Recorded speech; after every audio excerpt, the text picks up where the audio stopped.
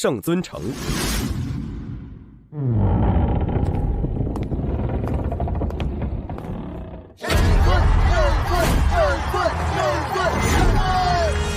持续了500年的战斗，牺牲了多少生死兄弟，终于在我这里结束了。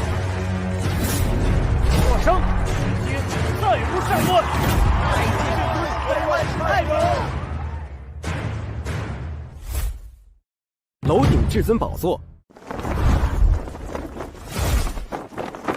500年前，天地一品，突然间众生皆具神力，随之而来的是人们被压抑在心底的欲望野心的爆发。一场持续了500年的被称为末法时代的大乱战开始，经历了无数的危机与机遇，让我变得强大。我凌云峰以举世皆无可匹敌的无上大能、压倒性的实力，一举平定了各方势力。世间终于迎来了和平，终于可以好好休息了。 现下，就让我好好享受这无比珍贵的安静吧。我不是说过，在这里的时候不允许任何人来找我的吗？哎，我可是你的师弟啊，对我还要讲那些规矩啊。师弟师妹里面就属你最皮，有什么事儿？道宗掌教的阴符密信。道宗千帆雪，这个极度自负、从不求人的女人，为什么会？ 发来与天下各宗约定，只有在紧急时刻建立的机密联络的音符。退下吧。走了，师兄。突然回想起一些羞辱的往事。15年前，恰逢我在一秘境寒潭修炼混元九转心法，就在星光打通生死玄关的重要关头，这个女人突然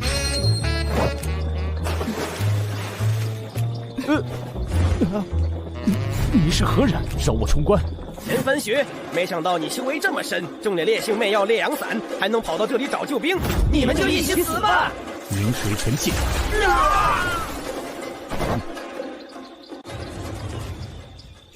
糟了，气流旁脉，走火入魔了。灵气凝神，道气归元，元气正落。他想干嘛？糟了！ 现在不能动，一动就前功尽弃了。哎，你还待着干嘛？情况紧急，借你解个毒。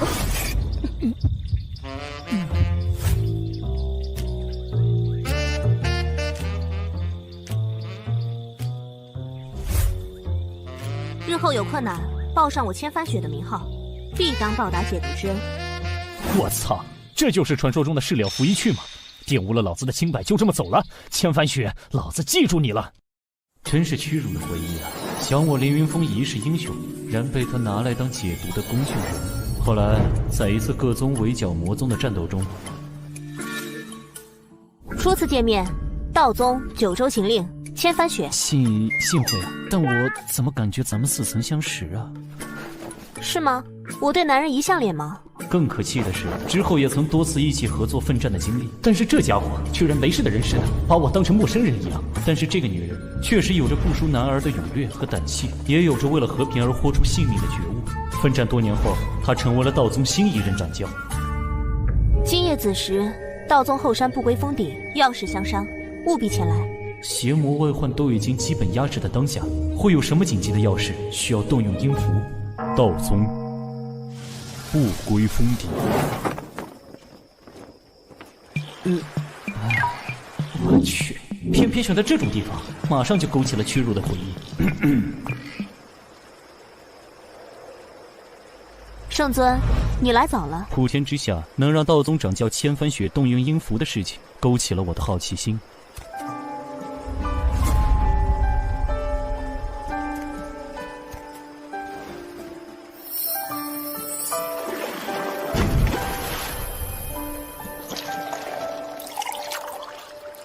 这是500年前的明茶大红袍，品品。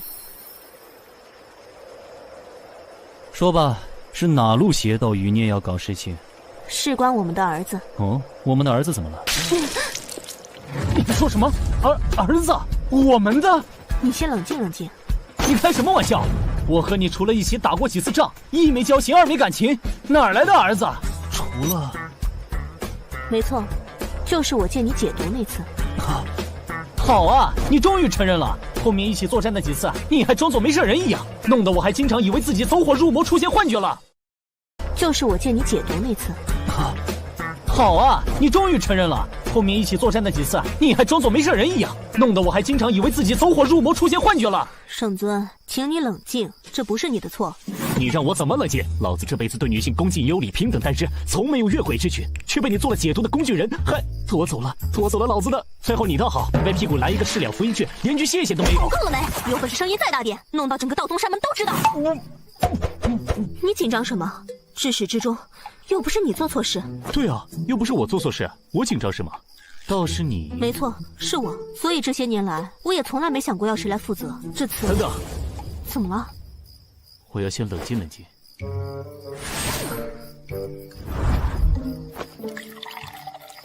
数十壶下肚。事已至此，那就如你所愿，我们结婚吧。啊？你说啥？哎！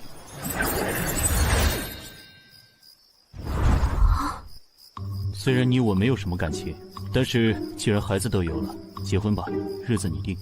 你搞错了，我可没有打算和你结婚。喂，你在逗我玩吗？那你这么突然的找我过来，告诉我们有个儿子干嘛？因为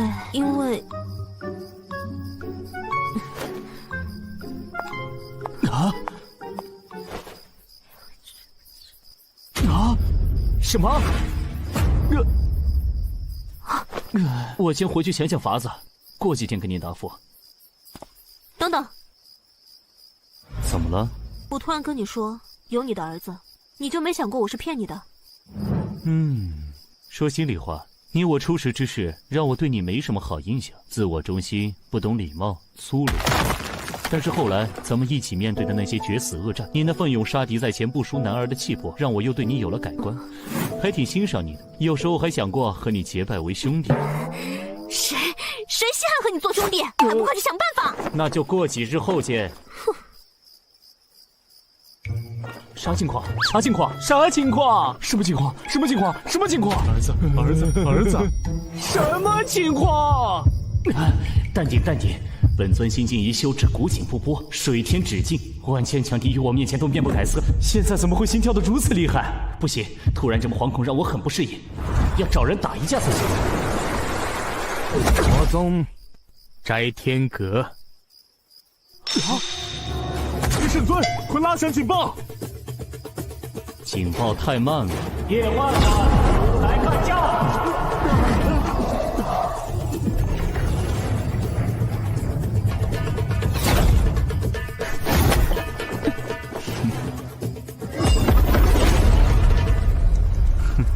不错，有进步了。虎天之下能撼动我2成功力的护体金光的，除你之外也没几个了。凡尔赛的混蛋，怎么突然想过来虐人家了？心烦，想干架？来呀！咱们不是已经从良了吗？为什么圣尊还要过来？难道还有人偷偷搞事情，被圣尊发现了？冲突难道有大突破了？可圣尊打得有来有回的，不赖啊！嘿，蠢货，你个新来的，没见过圣尊当年一招杀灭魔教10大魁首的那份惊天神威？这样打法是什么意思？是那无聊在和宗主调情吗？现在他都没用力，气到圣尊别发火，把这边死的渣都不剩吧！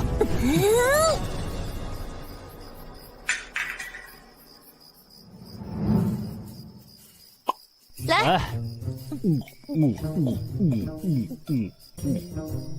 大哥，你每次有什么烦心事就找我来干架，我这小身板会散架的。少来，以前都是你追着我试招，我啥时候抱怨过？放眼天下，也只有跟你打架才能痛快一点。普天之下，也就你把我当男人一样揍，其他男人哪个不对人家怜香惜玉？我们不是打架打出来的老铁吗？普天之下还有啥事能让我们的无敌圣尊烦心的？我可是十分好奇呢。没有任何先兆，没有任何心理准备，我突然间冒出个儿子，还是和那个千帆雪的。对不起，我没忍住。我完全不知情，好不好？就是之前我在修炼的时候，不许欺负我妈妈。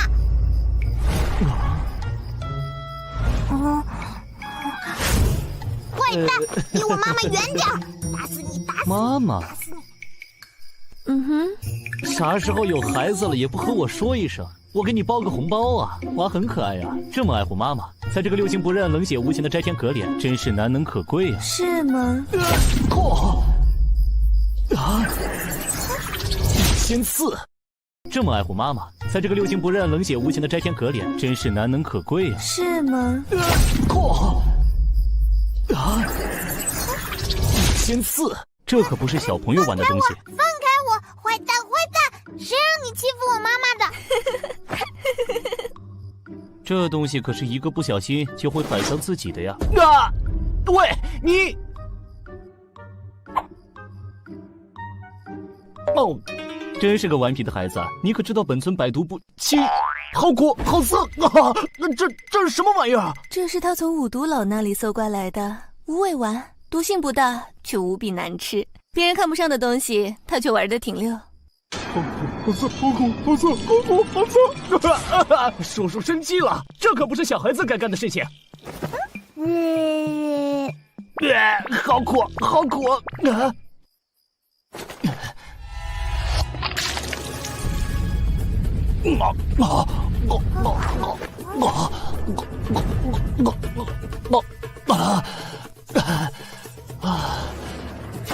他老子是谁？我要好好教训教训他！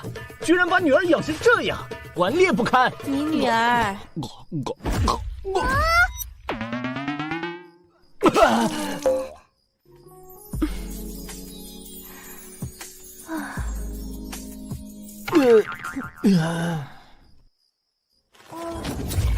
妈妈，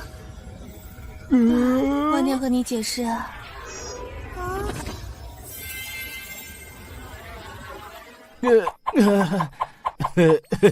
这不是青岛啤酒吧？怎么这么烈？让我幻听了。要不再喝几口醒醒神？谁济贫下肚？好了，他老子是谁？是你。你这个女魔头，是不是老毛病又犯了？嘴里没一句实话。秦凡雪，我好歹还记得，我和你根本就没有发生过什么啊！确实，你还不记得呢。10多年前，我还是摘天阁圣女的时候，你神功出尘，疯了似的屠灭魔门众多高手，逼得原本各自为战、互相算计的魔头们联起手来，终于将你抓住了。我记得，这些卑鄙小人所有阴招都用上了，一浪接一浪的暗算、下毒、围攻、车轮战、克制战、消耗战、袭扰战、速成型属性克制人偶，让我防不胜防。把你抓住之后，两方势力又恢复到了分庭抗礼的状态，甚至还隐隐有压倒你们的势头。从今以后，神挡杀神，佛挡灭佛，那些阴险狡诈的家伙们野心更大了，想要雄霸天下，就开始了一场大内斗。居然还有这一出！那时候我都被你们关在无间狱里，差点命都没了。你呀，真是气运之子，也算你命不该绝。普天之下，也就你敢对我这么放肆。谁让人家是女魔头呢？说重点，少来这套。你也知道，我当时修炼的是明月素女心法。我知道，你们这魔门独有的独特功法，能兼收他人万法于己身，比几百年前小说里的北冥神功还要厉害。你派英子出了不少绝世的大魔头，不过也因为能化归万法，助他人法力倍增，被称为万能大武功。然后就遭到所有人的觊觎，导致你派始终人丁稀薄。对啊，所以当年的吴老魔把你擒下之后，心态飘了，联手阴谋设计我，妄图平分我这一身法力，继而一举瓜分整个华夏神州。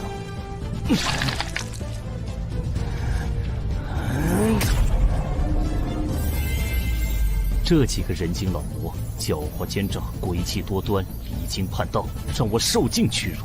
越想越气，他们现在躲在哪里？我想去把他们揍一顿，出出气。行了行了，要是你看到现在的他们，恐怕就气不起来了。哦，他们都在干什么？千手魔佛被你一招废了修为，闭关10日。据说大彻大悟，由魔入道，开始走遍神州大地，弥补曾经犯下的罪业去了。哦，我就说这家伙佛理通玄，遍及犀利，明明了悟佛理，为啥会入魔呢？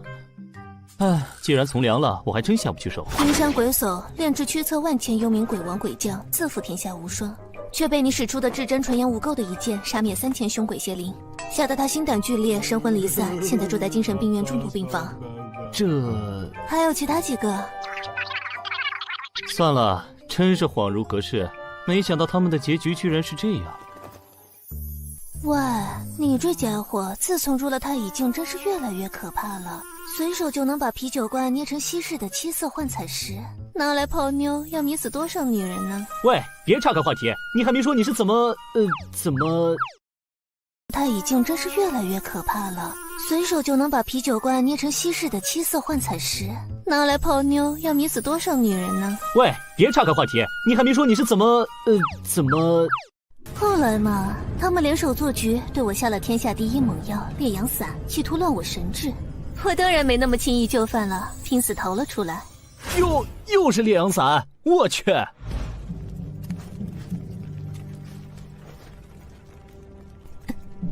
身中奇毒，我自知逃得一时，逃不了一世，于是就突然考虑起，如果自己这一生修为注定要被夺走，那就得由自己决定。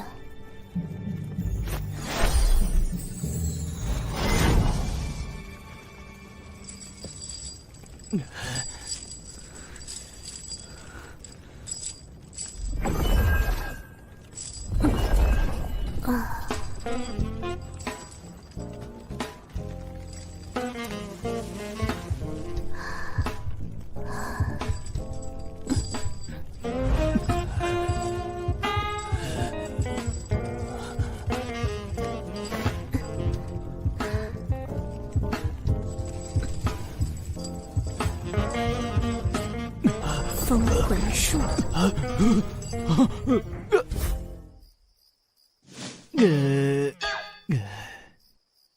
你我正邪两道，水火不容。为什么选我？当然是因为你帅啊！放屁！要说帅气，千手那家伙可是号称帅绝正邪二道，虽然修佛入魔，要说一身痞帅的妖孽气质，男女通杀。所以呢？所以给我说真话。你还挺有自知之明的嘛。其实人家也是深思熟虑的啦。从结果看，正因为我的选择，才有了现在的我，魔宗至尊，还能与你一同饮酒闲扯。若是不选你，搞不好人家早就香消玉损，生死道消了呢。果然是机关算尽的女魔头，明明算计到我的头上，此时此刻我却还拿你当兄弟，这理由我信。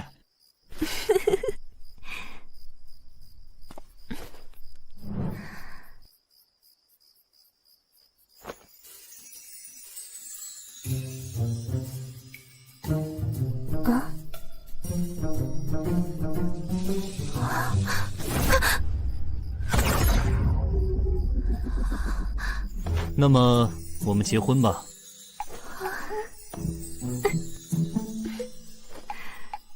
戒指很好看，我收下了。结婚，请恕我拒绝。啊，你什么意思啊？字面上的意思啊。喂，你和千帆雪商量好的吗？都拒绝的那么干脆。哦，他用什么理由拒绝你的？他怕孩子一旦被冠上我这个老爸的名头，会被周围的人孤立，天下初地，根基不稳，孩子还会被记恨我的仇家盯上，与他不利。他说的很对啊，接下来要面对的问题还很多。你虽已当是无敌之能，强定天下，但是于内，你之下还有3散仙、4绝顶、5宗、8帮的绝顶高手们都在隐而不发，敛迹藏形，其中不少都在觊觎你这无敌至尊之位。于外，神州之西有大罗刹，统帅西域诸国，南摩尼、北韩离，东方隔着大洋自称天国的联邦操纵着东海邻国，都觊觎着我灵气丰沛。你还有不少硬仗要打，孩子会成为你的软肋。可是这里藏着的都是些杀人如麻、离经叛道、声名狼藉的大小魔头，这里会更安全。你可不用操这份心，他可是被称为摘天阁小魔星，而被这里的老家伙们畏惧着。这不就连你都吃了他的暗亏吗？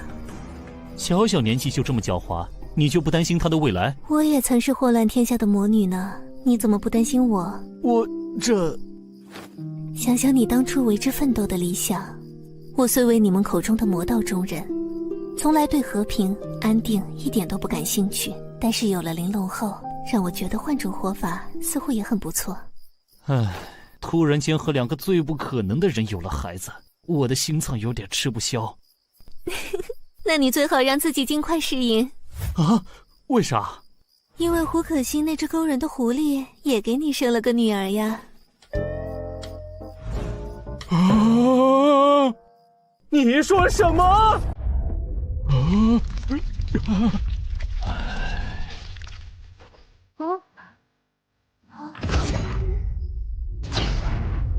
变得越来越有趣了呢。不可能！不可能！与这胡可欣相交之时，是当时为了和西南大月昆仑建立外交同盟之时。不可能！不可能！与这胡可欣相交之时，是当时为了和西南大月昆仑建立外交同盟之时。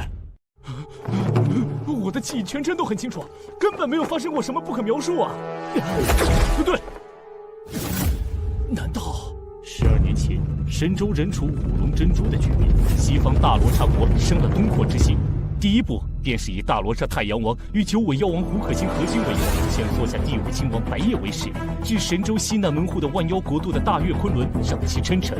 我受托作为神州使节，单枪匹马赴昆仑。那一日，我一剑斩亲王，天下正动，大越国政变。完了！你都干了什么？大罗刹第5亲王白夜，大罗刹国地无法交易，被你一剑斩了，你这是少不了。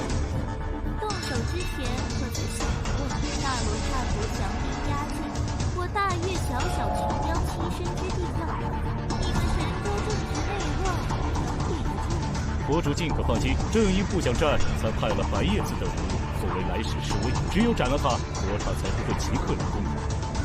九州杀神凌云峰，不仅理财经验，没想到这胆也是不错。承蒙夸奖。虽然大罗刹国未必成兵来攻，若是以此降目，强行让我归顺做他的远近，静观神州乱局变化，适时来攻，又方明天。大罗刹内部初定，表面一统。神作与王权力相互依附，10年之内经不起一战。他若敢前世再来相遇，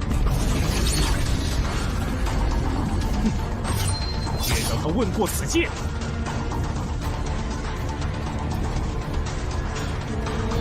先生如此，可也想以力屈人，和这大罗刹国有何区别？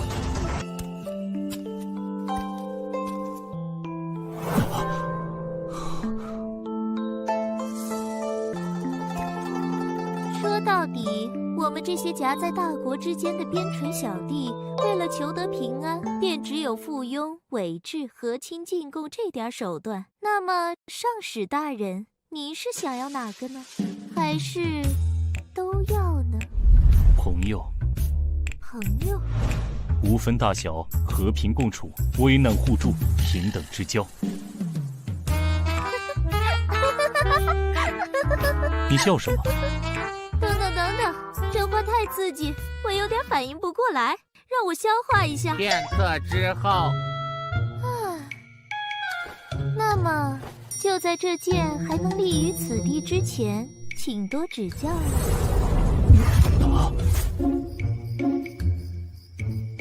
问题就出在这里。之后我便于第2日回去了。现在想来，我并没有这之间的记忆，这是怎么回事？苦思冥想，猜测推理不是我的长处，还是干我最擅长的事情。几10年生死搏杀，面对各种阴谋诡诈，本尊另辟蹊径，练就了一身霸威之势。没错，让胡可欣这只狡猾的狐狸从实招来。尊上饶命，我全部都招。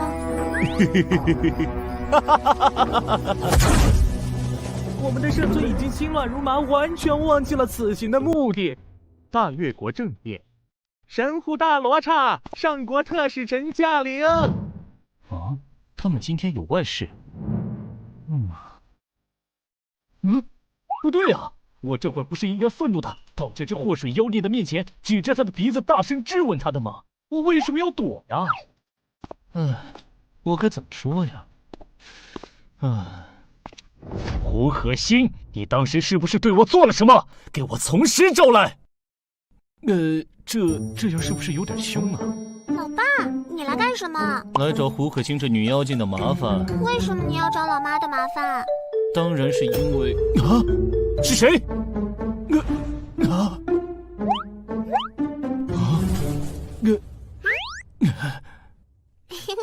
是我呀，老爸。哦，原来如此。你说什么？外敌入侵，在侧进！糟了，最糟糕的出场方式，不能再友邦大动干戈。乾坤倒转！乾坤倒转，凌云峰入太乙上清境后修成的10大旷世绝学之一，能够将整个时空回溯至30秒之前的状态。曾经让无数强大的敌手尝尽败绩的绝学，现在居然被他用在这种地方。30秒前，是我呀，老爸。能够将整个时空回溯至30秒之前的状态，曾经让无数强大的敌手尝尽败绩的绝学，现在居然被他用在这种地方。30秒前，是我呀，老爸。哦，还好有这招。小朋友，老爸可不能乱教。你家长是谁啊？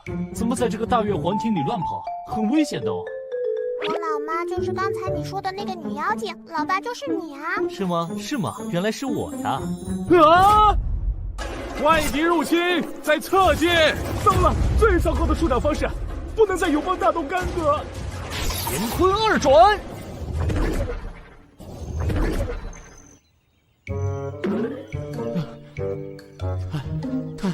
太突然了，差点乱我道心。我从未有过和小孩子战斗的经历，该怎么办？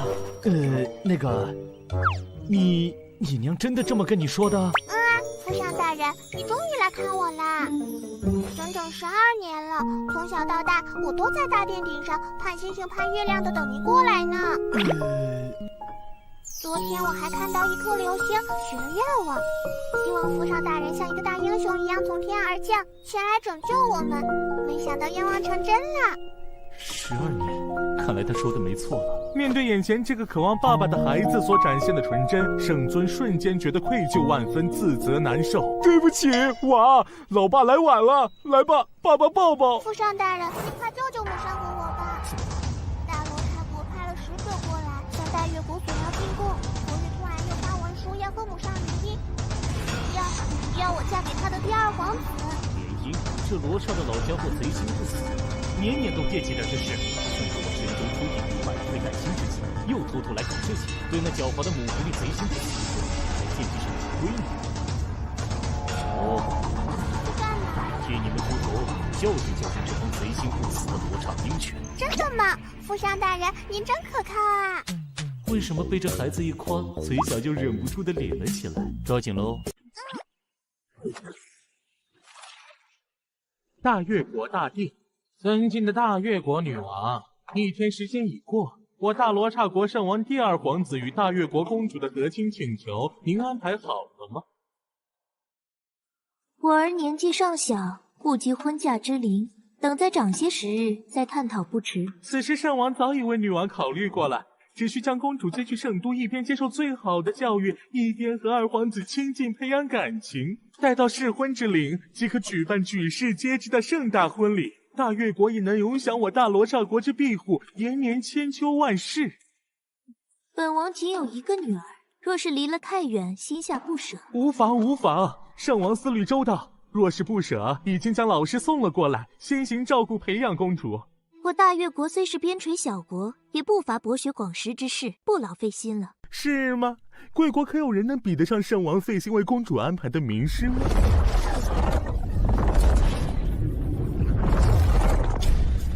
这位是大罗刹国国师座下第1大弟子，被誉为掌管生与死的黑暗大法师，圣王赐予神号死神之息圣安努特格林。老夫一生从未收徒，久闻大越国公主殿下天赋过人，昨日见过姿势确实超凡，可继承老夫一身衣钵。我国如此诚恳，女王陛下不会拒绝圣王的一番好意吧？拜师事大，容我想想。不用想了，他已经有老师了。什么人？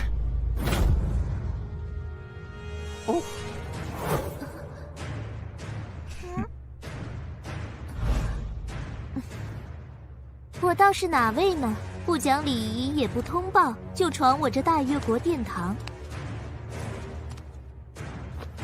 参见圣尊。您怎么来了？也不事先通知一声。圣尊，大师，怎么办？传闻这圣尊一统神州，无人能敌啊！神州初定，百废待兴，诸事繁多。圣尊日理万机，怎么会有时间突然来此收徒？莫不是不肯让我收徒演的一场戏？对呀，我等刚到此地，即使他们要偷送消息，也不可能这么快赶到。对啊，莫不是圣尊与奴家心有灵犀，还是心中想念奴家，偷偷前来探望奴家的日常起居啊？该不会人家今早沐浴更衣的时候你就来了吧？母上大人，乖，你怎么把他带来了？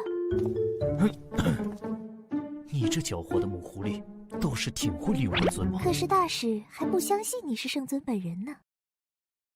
神州第一人的圣尊要收徒，本使自是不便夺人所爱。不过，若是假扮东方大国的至尊，这个罪名可是不小。就让在下为了神州新君的颜面，试试你的真伪吧。不过，若是假扮东方大国的至尊，这个罪名可是不小。就让在下为了神州新君的颜面，试试你的真伪吧。哇，母上，这个老家伙和我们一样狡猾呢，用了这个借口，打赢打输都不得罪人。哼。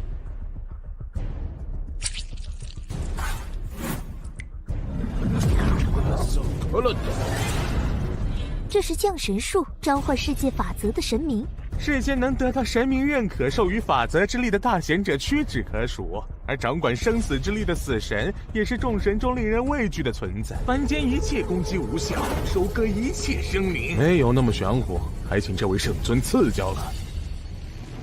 感觉好冷，这是怎么了？感觉好些了吗？不冷啦。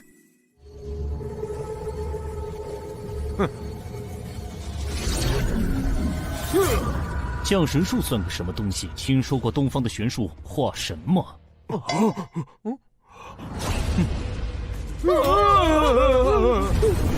无斗冥王尊者化身现世神，我即是神灵。这不可能！神威！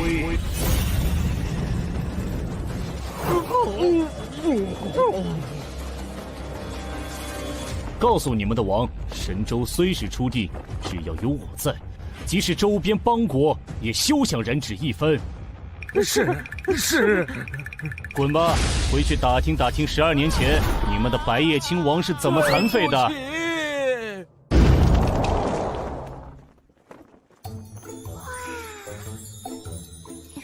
母上大人，母上大人，是你安排父上大人前来救场的吗？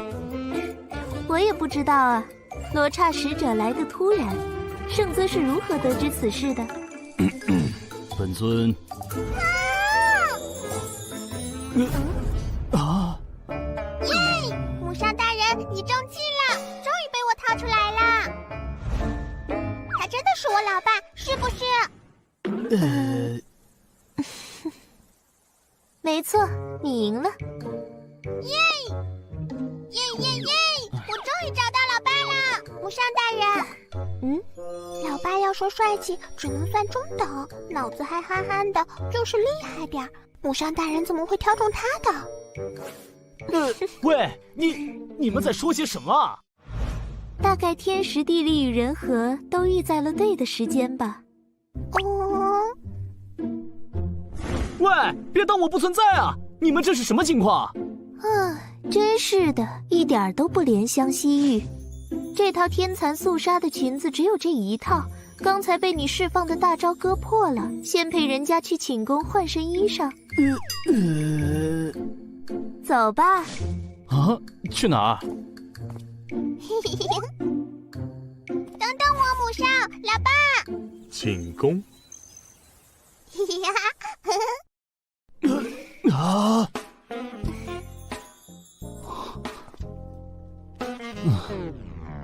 你咋不看呢？母上大人不好看吗？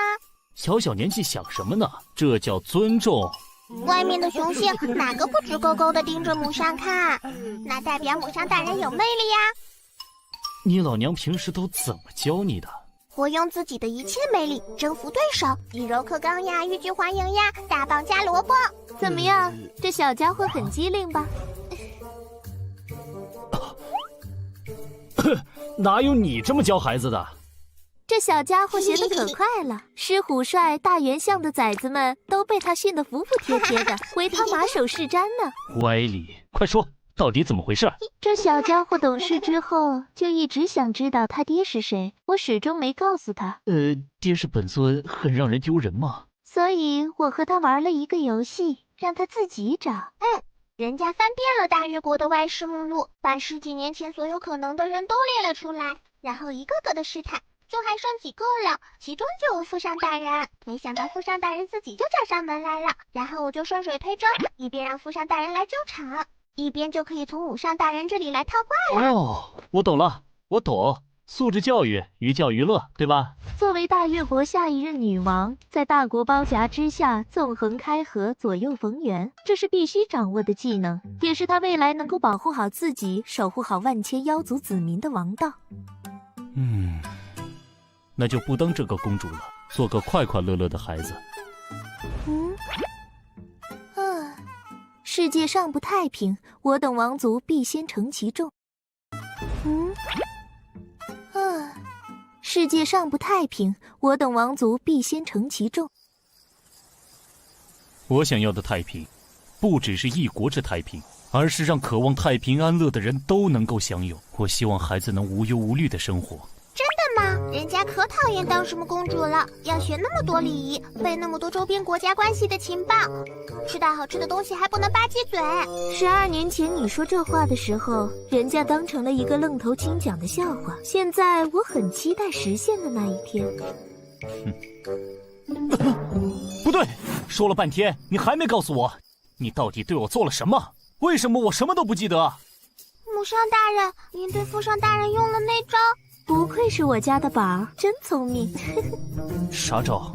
我大越国建国数百年，不仅仅要靠手腕，也要有强大的后代。目标首重情义和实力，次看背景与权势。但是那些目标人物大都是惊才绝艳、惊世无敌、手眼通天之人，或有伴侣，或有联姻，或诸事牵绊。如无看家手段，哪能次次如愿？母上大人说我九尾狐一次，中招只可随意摆布。母上大人，10多年前，父上大人虽然厉害，和当时顶尖的大宗师们也还有差距吧？您为啥选中了他呢？对啊，为啥盯上我了？我也太无辜了吧！大约是人家唯一一次被某人的率真和勇敢勾起了魂吧。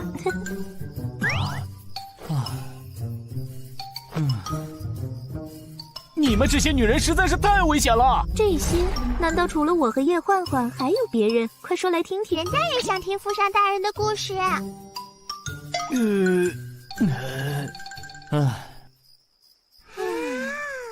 哎呀，首先呢就是不啦，然后呢就是1个小时之后。既然他们都不肯和父上大人结婚，不如就由母上大人和父上大人先结婚吧。这个不行。为什么？2国领袖之间的婚姻涉及到的不只是2个人之间的事情，一国之主驾驭我，等同大越国并入神州。大越国里的反对势力是万万不会允许的，就会有引发大越国内战的风险。没错，要圣尊入这大越国更是万万不能。神州刚定，圣尊就是定海神针，我们都是身不由己。明明找到了父上大人，人家还是要做一个没有父上的可怜的孩子吗？我讨厌你们！哼！啊，等等！啊！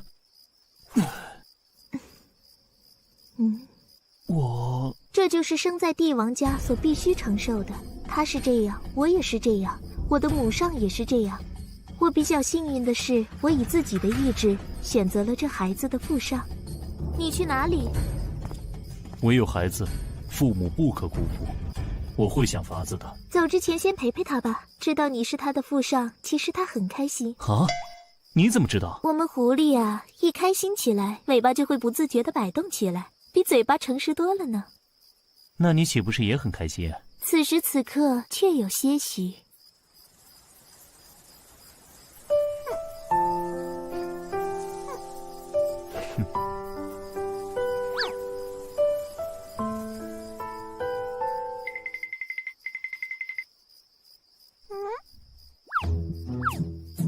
我们狐狸啊，一开心起来，尾巴就会不自觉地摆动起来，比嘴巴诚实多了呢。对不起。有什么好道歉的？大人们都有很多身不由己，我还是小孩子，不懂很正常。要不是那只母狐狸说，这孩子摆动尾巴其实是很开心，孩子的心思还真是难懂呢。干嘛摸我头？我和你又不熟，你只是我生物上的父上大人而已。初次见面，我想送你个礼物，你想要什么？真的要什么都可以。我要一颗星星。哦，好，我这就给你摘一颗，跟我来。我飞起来了，哈哈，我飞起来了！再高点，再高点。好。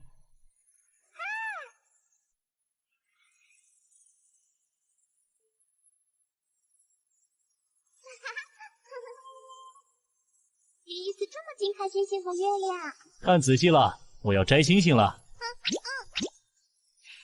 口能吞日月，手可摘星辰，一星反斗。星来。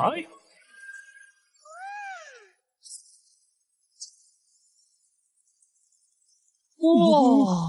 口能吞日月，手可摘星辰，一星反斗。星来。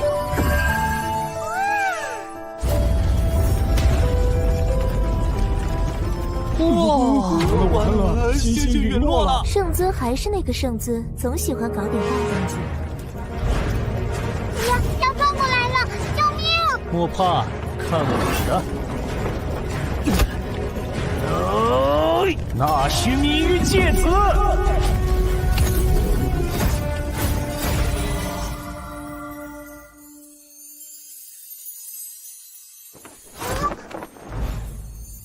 拿去。这就是星星吗？好漂亮啊！你喜欢就好。哼，别以为拿一颗星星就能讨好我。你笑什么？那狐，你母上告诉我，你一开心就会摇尾巴。才没有！人家讨厌父上大人，那么久了都没来看过人家，害得母上和人家总是被欺负。对不起，以后若有人再敢来找你们麻烦，对着这颗星星呼唤我，哪怕万里之外，我也会立刻赶来。真的？不是外交辞令？真的，你父上大人可厉害了，说到做到。我相信父上大人。星星摘来了，回去吧。好。我还不知道你。我叫轩轩，带草字头的。轩轩，真是个好听的名字，我记住了。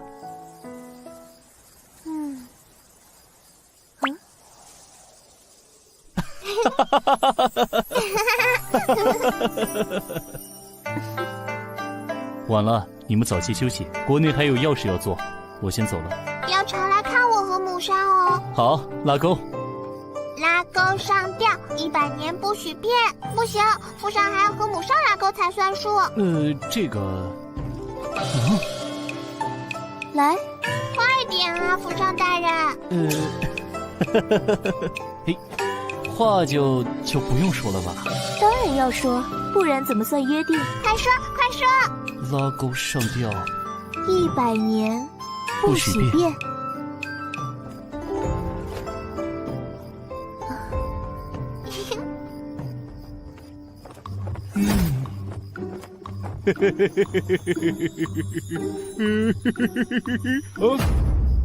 我去，本尊这是怎么了？居然会这么失态！东西怎么又乱了？深呼吸，深呼吸。圣尊因为初为人父，不自觉地感觉到温馨，从而感觉到自己从未感受到的情感体验，而变得过度紧张，意外开发出了新的超绝法术——吞吐天地。我去，心里还是紧张的不行。突然间有了儿女，还是和那3个根本不可能的女人，我一点心理准备都没有，怎么办？怎么办？啊，有了，找文玉峰那家伙商量商量。他可是被称作圣天一部的无双谋士的家伙呀。说走就走。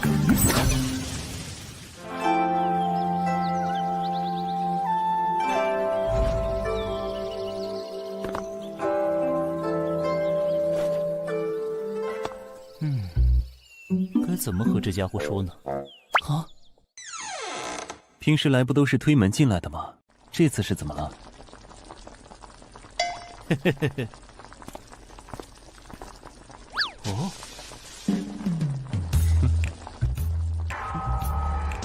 快来快来，整2口。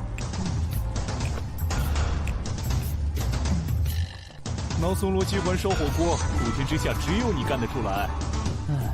为了神州一统，我已算计，此刻重回人算之境，此盘于我之用，无非烤烤火，闻闻酒，自娱自乐。自古谋士都是为了自己的理想，纵横开河，逆天砍命，多谋善断。但是这家伙将谋的境界从人谋上升到穷理天算的地步，大典算术，算尽天下，人算谋阴，神算谋阳。但是在能够算尽未来一切可能的天算面前，所有的阴谋阳谋在无尽的算力面前毫无抵抗之力。但是此算之后，他耗尽毕生算力，由天算回归人算之境。神州未定，还有很多事情等着我去做。我这天算已算定就必成一格，这后事就靠圣僧与师兄弟了。我物色了一间草庐，有事无事都派来寻我聊聊。找我何事？这个，你是不是有个朋友最近遇到点烦心事了？对对对，没错。他连一次恋爱都没谈过，却突然有了孩子。没错没错。你怎么知道？你重回天算之境了？定位，说说你朋友的事吧。他恋爱了，还突然有了孩子。没错没错。你怎么知道？你重回天算之境了？定位，说说你朋友的事吧。我那朋友一直在忙着工作，从未与异性有过交集，却突然发现和几个最不可能的女人有了孩子，他完全不知道该怎么办。他来找我商量，你说我也是单身狗一个，哪里懂这些？这个比电视剧还狗血，魔幻现实主义啊！继续。哪有什么继续啊？我又帮不上什么忙。但是既然人家有求于我，就是信得过我，我总得帮点什么，所以就来找你了。你给点主意啊！哎呀，你看我们的圣尊还真是热心肠啊，又不是什么世界毁灭、生灵涂炭的大事，都这么急人所之急。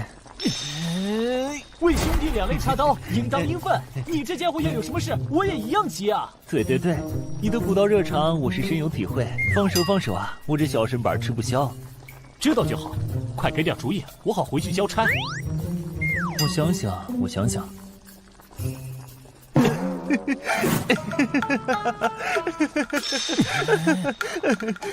不行了，我装不下去了。喂，你在耍什么活宝啊？知不知道你现在很欠揍啊？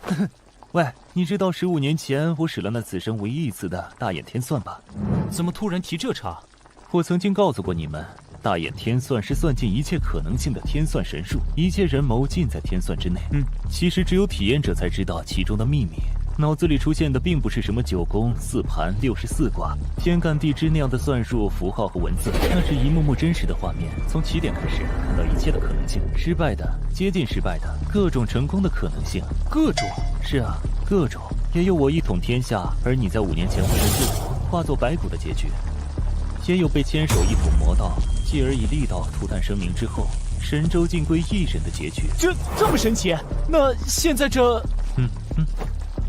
你的奇遇，你和千帆雪、叶焕焕、胡可欣的事情，是从算术刚开始之后，我选择了某条未来起点的结果。这么牛的吗？所以你全都知道了？不仅知道，可能比你还要清楚哦。那你怎么不早告诉我，让我现在这么难堪？轻点轻点，不知小身板吃不消啊！怎么感觉你才是这个世界上最厉害的人？所有的一切都逃不过你的五指山，并不是你想的那样。真正厉害的是你啊！我只是做了选择，其他的一切都是你自己的人生，你的感悟，你坚定的理念才得到的这个结果。那你为什么不选择你来一统天下？以你的才华，搞不好这个世界会变得更好。因为那个结局里，无论怎么算，都没有我们今日煮酒吃火锅，谈人生的美事啊！来，唉，既然你什么都知道了，那么接下来我该怎么办？你也一定都清楚了，快告诉我吧。若是能算进古往今来，恐怕我的脑袋早就爆了。我的算力仅在此刻为止。即使算不到，凭你的聪明才智，也可以帮我出主意吧。若是行军打仗、布阵行谋，我还能帮上一点忙。问题是我和你一样，光顾着打仗，都没时间谈恋爱，更不要说孩子了。唉，从前我们遇到的每一场危险的战争，咱们是怎么做？当然是迎难而上，攻坚克难。没错。果然把你现在处境当作是有一场危险的战斗。战斗？可是这不一样。没什么不一样的，咱们的圣尊怕过什么事情？既来之则安之，上吧。则安之吗？说真的，你还真让人羡慕呢。千帆雪、叶欢欢、胡可欣这些特立独行、容颜绝世的美人，都和你有了孩子，人生不是开始变得很有趣吗？做好了心理准备，你才可以坦然地面对更多的惊喜呢。加油吧，我的好兄弟！既来之则安之，既来之则安之。没错，本尊血雨腥风里一路走来，难道还会怕这种事？不愧是谋天文御风啊！这下我冷静下来了。那么就像以前那样，既然面临了这样的战斗，接下来我该怎么办？怎么办？烈阳伞，没错，烈阳伞，这才是祸害的源头。首先必须消灭这个祸害人的东西，避免悲剧再次发生才是第一要务。然后和千帆雪商量处理儿子的困境，再接着和叶欢欢商量女儿的教育和未来。抽时间再去看望轩轩，完美！不愧是本尊。然后和千帆雪商量处理儿子的困境，再接着和叶欢欢商量女儿的教育和未来。抽时间再去看望轩轩，完美！不愧是本尊。圣尊成鼎。师兄，怎么把我叫到这里来了？因为秘密。秘密？快说，我最喜欢秘密了。谛听阁都手痒痒了呢。去发动谛听，找到天下第一媚药烈阳伞的来源。烈阳伞？师兄，你啥时候对这个东西感兴趣了？你该不会是要……师兄的玩笑也敢开，皮又痒了吗？对不起了，师兄。给我查处烈阳伞的来源，这个祸害人的东西必须予以封印。师兄，烈阳伞的出处，谛听阁一直有掌握，不过什么？我怕你会为难。此为乱世之物，天下已初定，这种东西就没有存在的必要，不然不知道又会祸害多少人。此物流出自叶家。叶家？哪个叶家？还有哪个叶家？师兄，你的老熟人，你的救命恩人，收留之恩，一饭之恩的那位，被称为天下第一商圣的叶听雨，掌舵的天下第一商帮的那个叶家。叶听雨？不可能！以他的性格，怎么可能干这种事？谛听阁的情报绝不是空穴来风，而是经过再三确认的。那么，师兄想怎么处理？退下吧，我再做安排。叶听雨，天下第一商帮的当家人，又是一个老熟人，看来还是得我亲自去一趟清理。于公于私，以我和他的关系，能悄悄地解决此事，方为上策。九州商贸中心金陵城。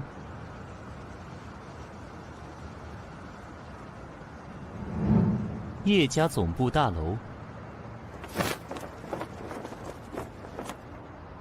天眼通顶峰境界，天眼灵剑不漏关。大楼有半圆形的结界6层，大楼共有5等分，一层比一层有着巨大气场的气芒，地面下有着露天的大阵，还有楼中的5个超级高手看着散发出来的气芒，应该是天下前20大高手的水平。维持这些结界所需要的物资，就算是日费千金也不为过。前20大高手，每个都是万金难求之人，不愧是天下第1大商帮的手笔。叶听雨这家伙软硬不吃，油盐不进。此行是我私人目的，若是用圣尊正式的身份来此提出干涉牵连甚广的地下产业不合适，传出去必会贻笑大方。我又欠了他天大的人情，也不能像在大越国那样以力道压服罗刹特使。还是悄悄进去，低调的处理比较好。他总不会不卖我这个面子。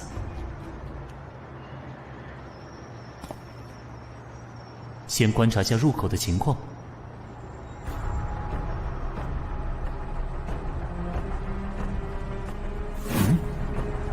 员工卡吗？通过。这是最新的身份识别技术吧？将人的身体基因层面的信息封入在卡片上，通过天眼进行核验。即使是最高超的易容术，只能改变容貌甚至骨骼，但是绝对无法复制目标的基因信息，几乎完美的识别体系。不过放眼天下，能够混进去的人屈指可数，本尊也是例外之一。想当年潜伏刺探的事也没少干呢，有些寄养了呢。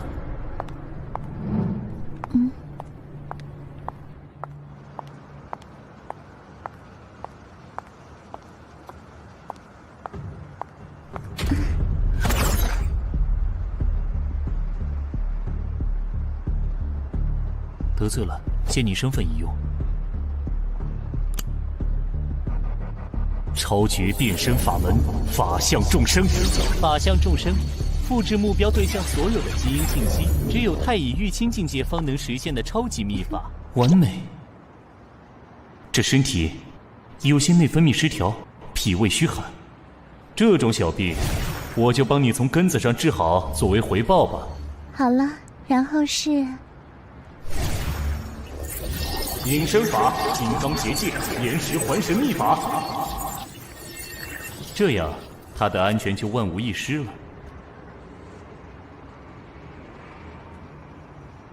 请出示识别卡。天眼通，和光同尘。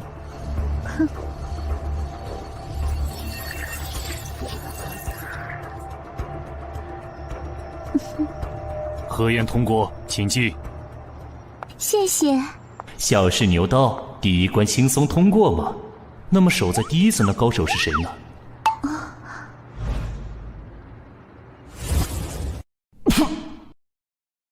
谢谢。小试牛刀，第1关轻松通过吗？那么守在第1层的高手是谁呢？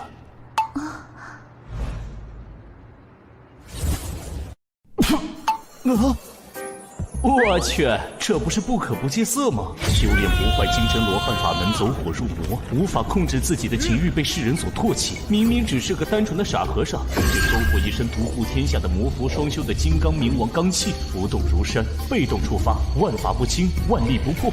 就连本尊也只能制服他，却没法消灭他，最后打成了好兄弟。我说怎么有段时间没看到他了，居然在这里看大门。叶听雨到底用了什么手段？这家伙神经大条，应该能轻松通过。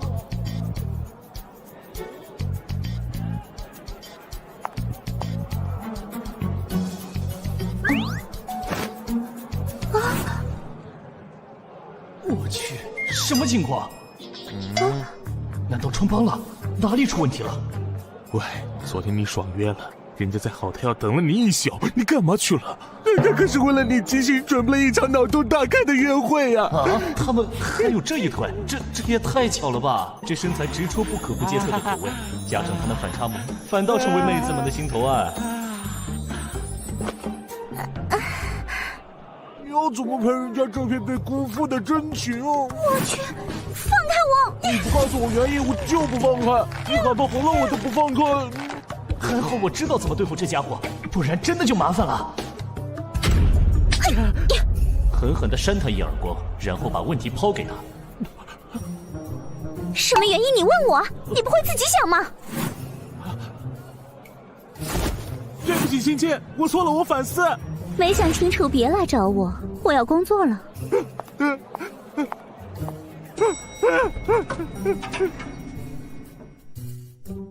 哦，好险啊！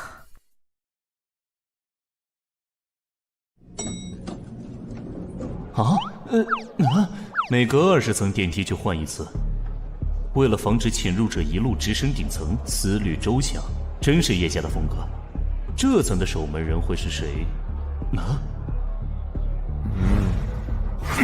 糟糕，算胜！吴应生，此人天赋异禀，过目不忘。本是东方世家第一谋士，唯独败在文玉峰的天算神术之下。东方世家落败之后，这家伙也失业了，没想到也藏在这儿。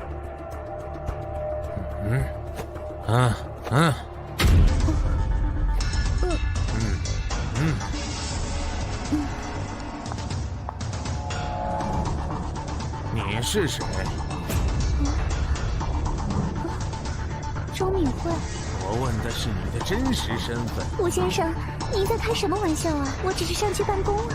这栋大楼上至董事长、总经理，下至扫地阿姨、清洁工，合计2316人。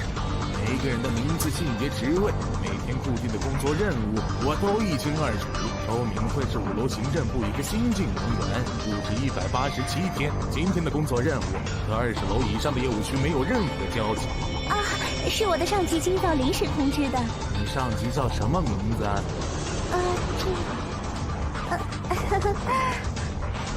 怎么办？能在这个老头面前说谎的人还没出生啊！有了！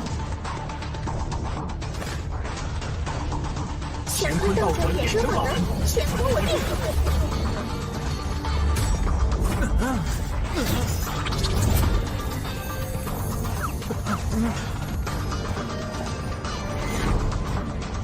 一动不动。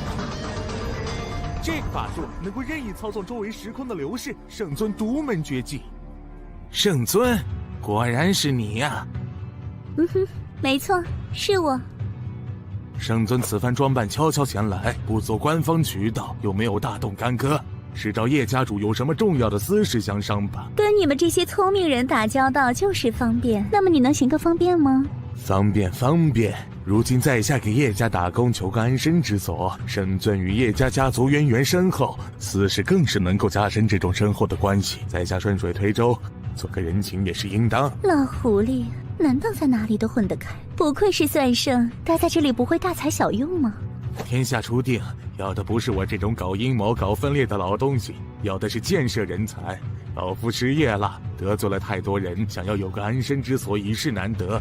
还望圣尊体谅。理解。那么我可以上去了吗？老夫这关没啥问题，只是上面还有3个家伙嘞，另外2个应该没什么问题。老夫传您应对之法，只是还有一位圣尊的老熟人，只能靠您自己了。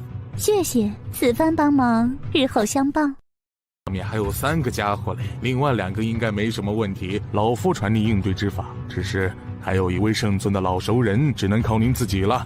谢谢，此番帮忙，日后相报。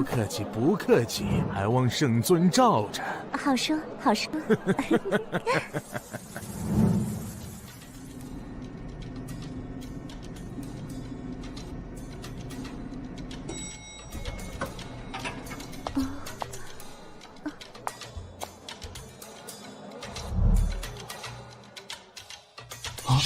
这声音好熟悉啊，有种不好的预感。天下无敌的圣尊既然来此，缘何如此鬼鬼祟祟？我去，剑道第一人，剑痴宇文峰。这位大人，您认错人了吧？我只是集团的员工，上来汇报工作的。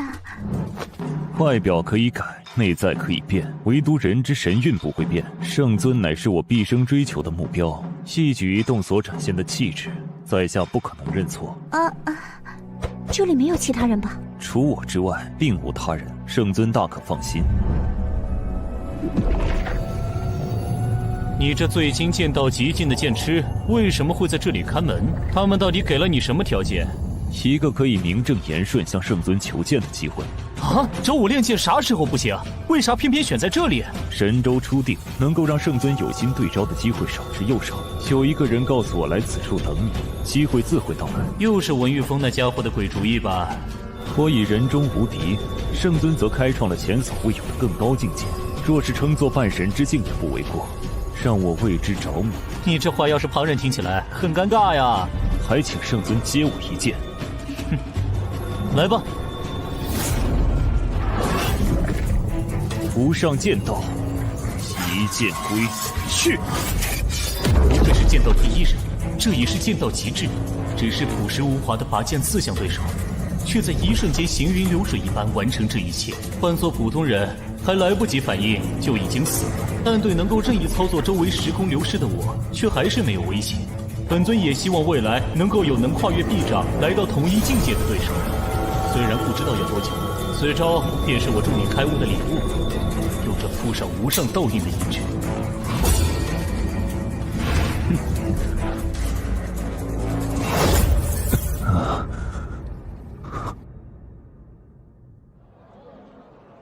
如何？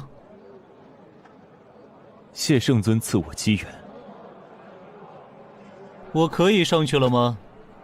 谢家主早已等候多时。啥？他都知道了？是。那我这半天在忙活什么呀？我去！圣尊，你的道心乱了。顶楼叶家总裁办公室。多年不见，真是好大的阵仗啊！就连这间屋子里面也都布置了这么多暗阵。曾经那个精于计算的叶家长女，如今也是天下第一商帮的掌舵人了。圣尊认错人了。啊！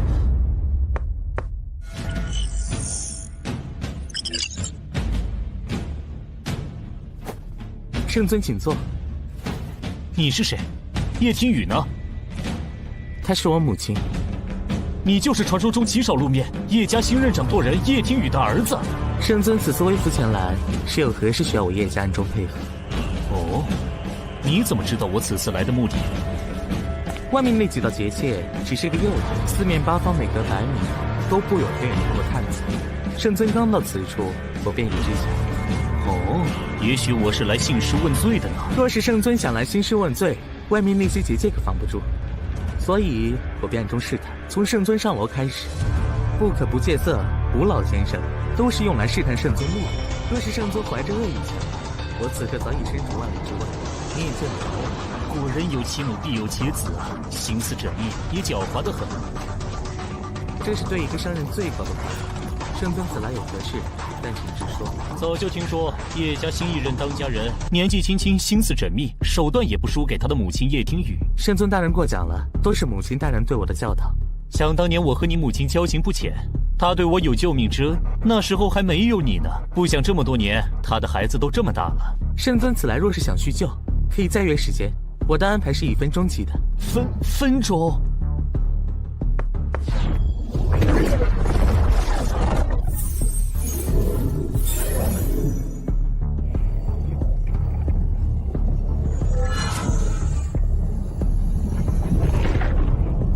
麻衣神术最高秘法的9州小乾坤法，居然被拿来传递情报做商用。普天之下能够有此财力和人力布下此等奇阵的人屈指可数啊！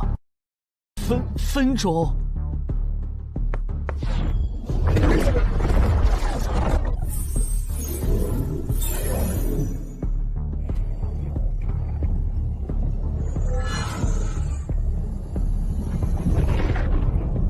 麻衣神术最高秘法的9州小乾坤法，居然被拿来传递情报做商用。普天之下能够有此财力和人力布下此等奇阵的人屈指可数啊！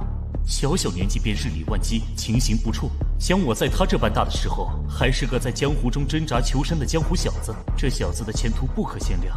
叶天宇真是生了个好儿子。商场如战场，只要能提高效率，钱对我来说只是一组数字，早晚都能赚回来。所以圣尊有话直说吧。好，爽快！我希望你们叶家立刻停止天下第一猛药烈阳伞制造与扩散。办不到。好险，拒绝的这么干脆，哪里把本尊放在眼里？不敢。圣尊若是想进，只需要发布一道圣令，神州之内谁敢不服？又何必像现在这样悄悄前来，浪费双方的时间？此物为祸江湖甚深，留在世上只会制造更多惨剧。本尊尊私下来有此要求，你都不能答应。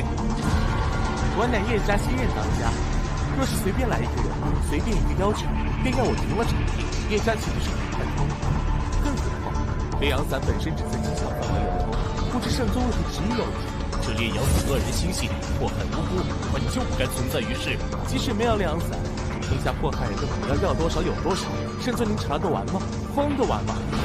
叶家小范围流通烈阳伞，背后有着极其重要的牵涉圣人，岂能因为圣尊一句话说停就停？放肆！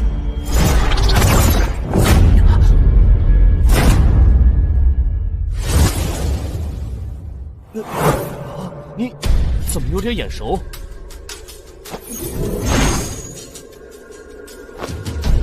本来圣尊开口了，莫说是这区区烈阳伞，就算是要我叶家原地解散，只要圣尊一句话，我叶家又岂敢说半个不字？这天下又岂敢说半个不字？只是不知这天下真是如同圣尊一统神州所说的，这天下是天下人的天下，还是说那些只是场面话？这天下就是圣尊您一个人的天下。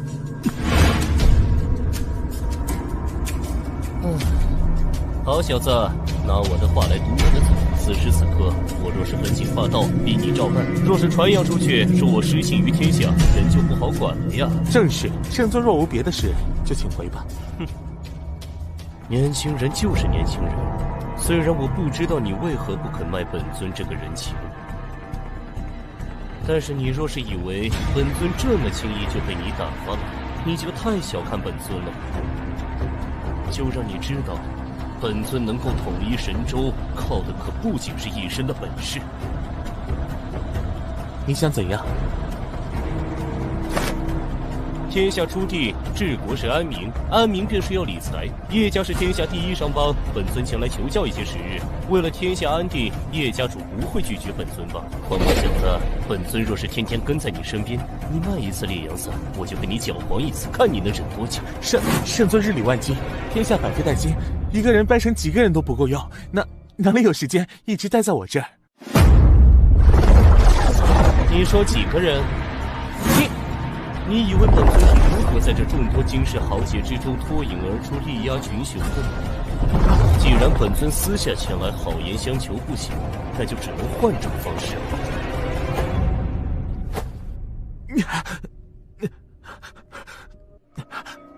这招元镜法相多费些精神，不能长时间施展，不过维持7、8个月还是没什么问题。儿啊，知道咱们圣尊的厉害吗？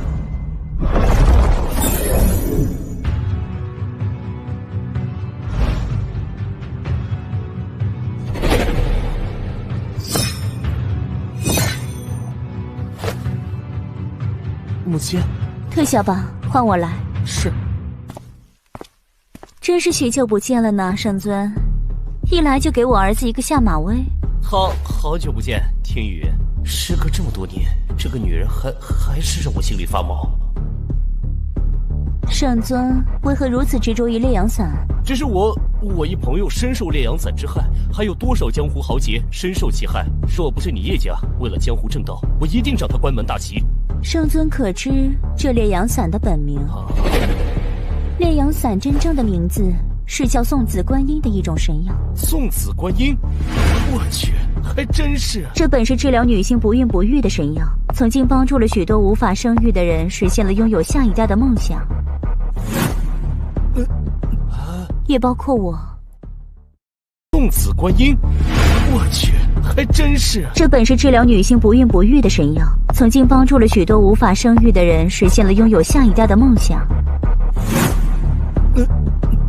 也包括我。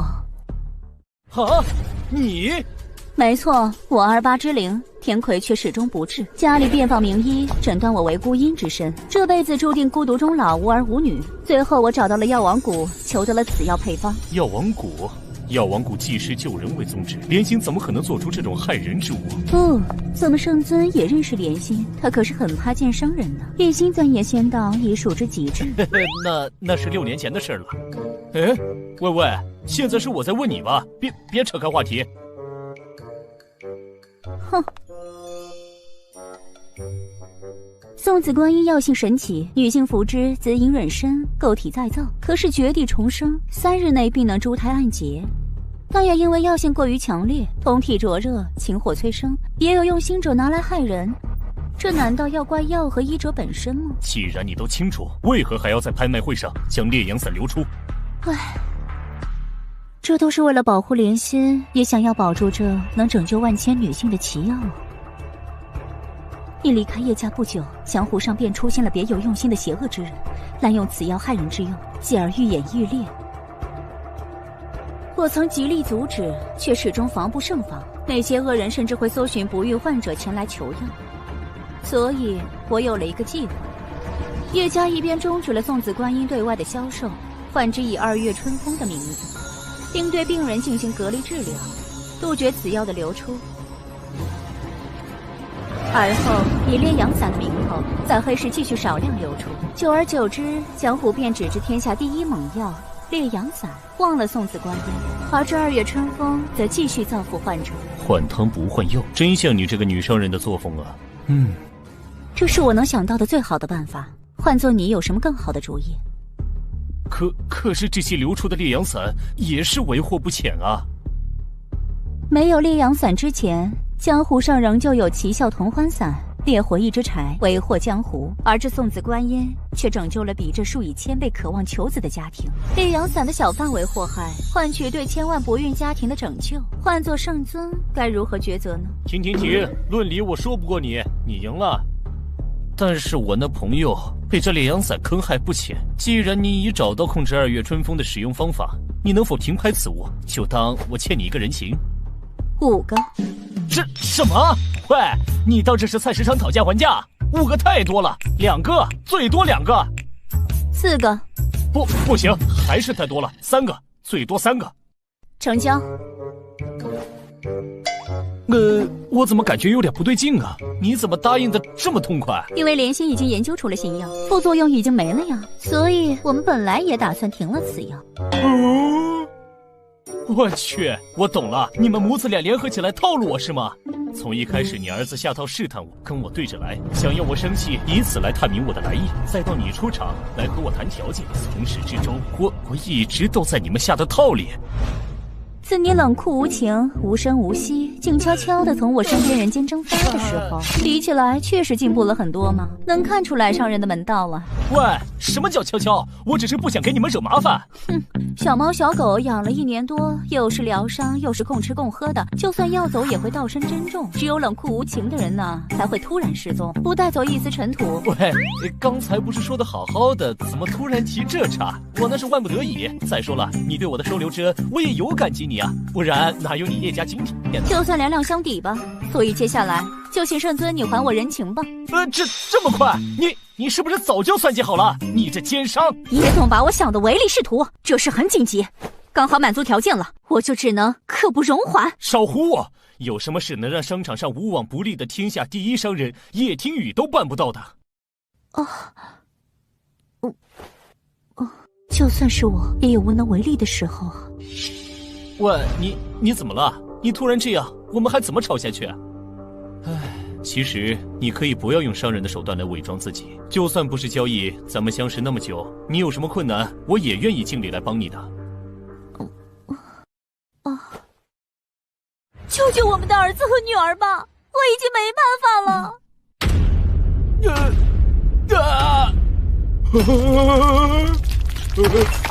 我是谁？我在哪？我从哪里来？要到哪里去？我说这孩子像谁呢？这和我少年时简直是一个模子里刻出来的呀！我们是什么时候有的孩子？我走之前对你恭敬守礼，从没有越轨之举。谁要你恭敬守礼了，笨蛋！我们是什么时候有的孩子？我走之前对你恭敬守礼，从没有越轨之举。谁要你恭敬守礼了，笨蛋！啊！你说啥？一切都是冥冥中的天意。送子观音，合之已久，女子服之功效如前所说，男子服了就会……男人吃了会怎样？18年前，我备好的药酒正要喝下，却被伤势意外打断。18年前。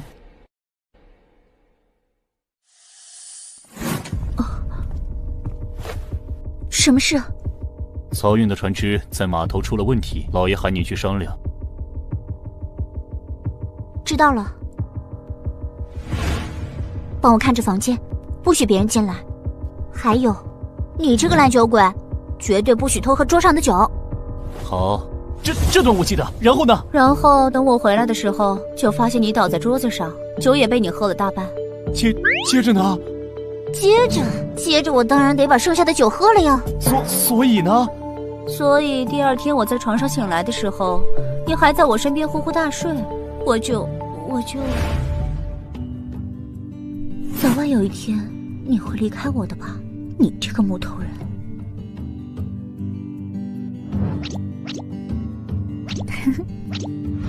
你就什么？我就给你摆回桌前，装作什么都没发生的样子，免得大家尴尬。为啥？我凌云峰是那种不负责任的人吗？当时的你如果知道这事，会永远留在叶家，留在我身边吗？为什么你觉得我不会？你会，不过自我在行商途中捡到你的那一刻，我就知道你的世界不在我身边。当年的你意志消沉，嗜酒如命，我居然会让你帮我看门，那是我唯一一次做了一笔亏血本的买卖呢。不过这次从你这里要来的3个人情，天下无敌的神州至尊的人情，终于让我给赚回来了呢。哼，还是说说孩子的事吧。他们怎么了？儿子虽然有点冷淡，但是和他一样，能在我面前始终保持如此冷静的同龄人，在这个世界上恐怕找不出几个。就是锋芒太盛，不知收敛，会得罪不少人啊！不会是有人要对他不利吧？从一个商人来说，他确实非常的优秀，优秀的远超同龄人，在商场谋略和胆魄上，连我也自愧不如。是啊，我刚才虽然被他摆了一道，但是我挺替你开心的，培养出了这么优秀的儿子。现在不知怎的，我也有点开心。其实他不是我们的儿子。啊，那是谁？那是我们的女儿。啊！小声点，你不是一直都很稳重的吗？这已经把本尊的3观震得稀碎的事情，你让我怎么稳重？到底怎么回事啊？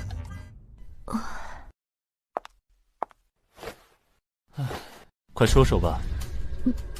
生下他们兄妹俩之后，叶家的事业正处在动荡之际，父亲作为宗家之主，只得我一女。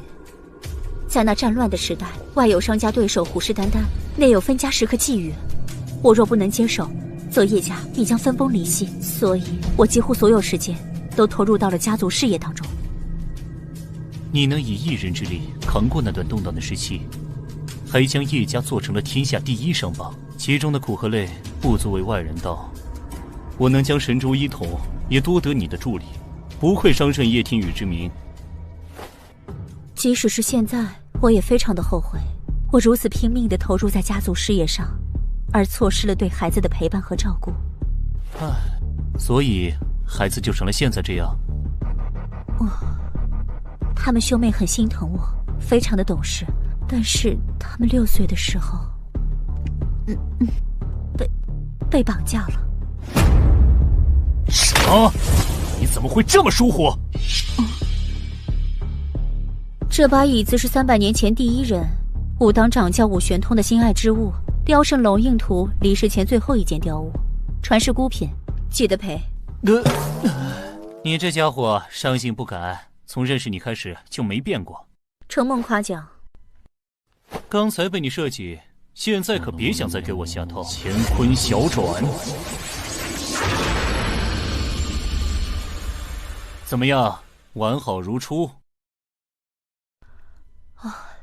如果当初什么？怎么样？完好如初。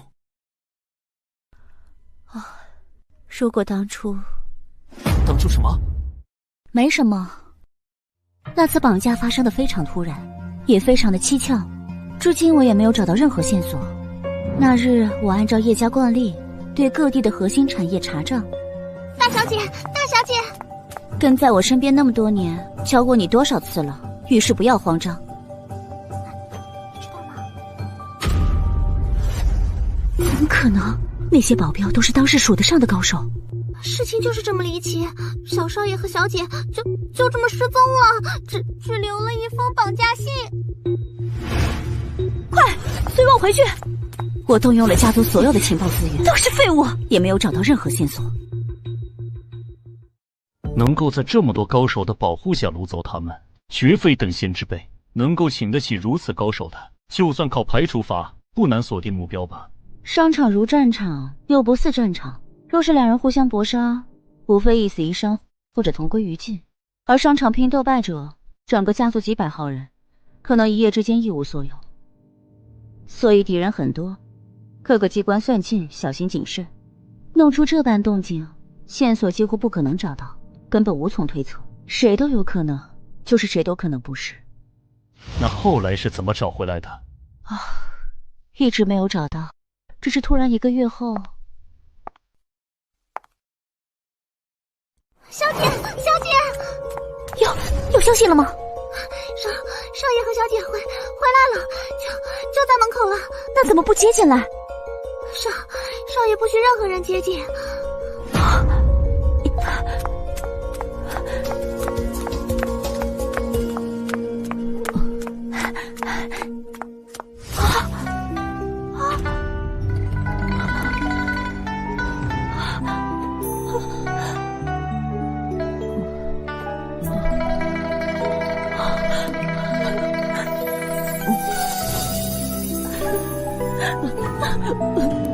那后来呢？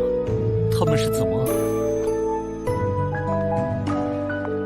后来他们2个便性情大变，儿子除了我和他的妹妹之外，对所有人都冷酷无情，没有一点怜悯之心。而女儿她，若是哥哥在家，就把自己关在屋子里，1日3餐，洗漱更衣，从不出来。只有我和他哥哥能够进去。每当哥哥出去办事，他就会变成那样，仿佛自己就是自己的哥哥，帮助哥哥处理着内部的所有事情。那你当时为什么不找我呢？我是一直关注你的情况。孩子们虽然从来没有问过我他们爸爸的事情，但是我知道，在他们的心里，爸爸有着不可替代的位置，只是一直找不到合适的时机。可是那个时候的你，四处征战，云动天下，仇家很多，对你对孩子们来说，只会招来更多的危险，所以我不能找你。从我认识你开始，你就是个爱逞强的人。你想说什么？偶尔依靠一下别人，比如我，也不是什么伤自尊的事吧。我也是靠着无数的生死兄弟的帮助，才有了现在的我。那你有什么办法？心病还需心药医，我来试试吧。他心通。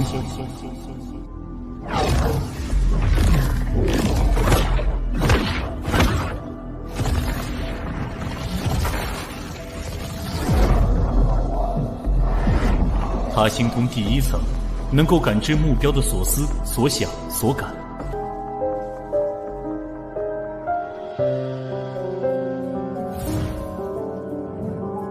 鲁上大人和圣尊在里面谈了许久，结果怎么样了？这个圣尊果然不同凡响，不怒自威的5套气势和见所未见的超群法术，差点让我心智溃散。不行，我还是不够强大。他哥哥在身边的时候，就只能靠我来保护小妹。我一定要变得更加可靠才行。该怎么办？到底该怎么办？果然是有问题。摔！收。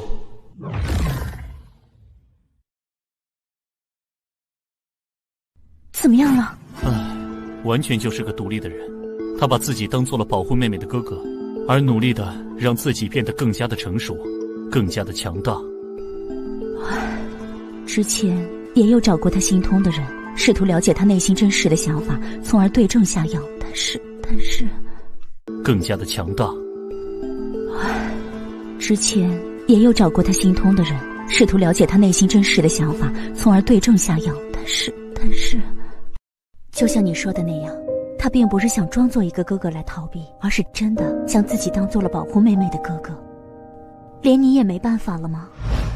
人有60，耳眼鼻舌身意，他心通第1层只能了意，用来窃取情报还行，但是要处理此类情况还不行，那就再往下一层。再往下一层？再往下一层，便是心意出动之时，万念始生之际。佛家称之为莫那时的第7时，儒道则称一起之时。他心通能达了意之人不少，而能至一起之时的人已是不多。他心通第2层，参念头。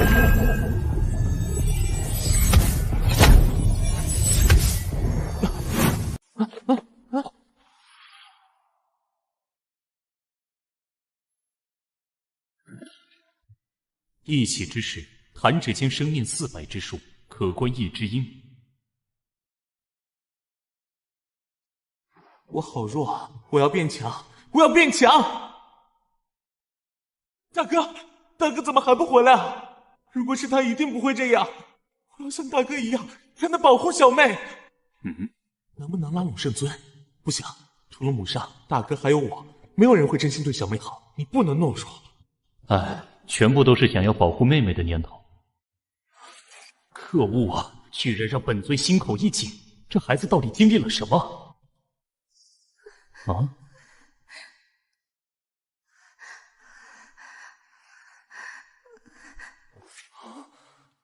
哥哥，救我！哥哥，救我！我好怕，好怕呀！要保护小妹，怎么办？怎么办？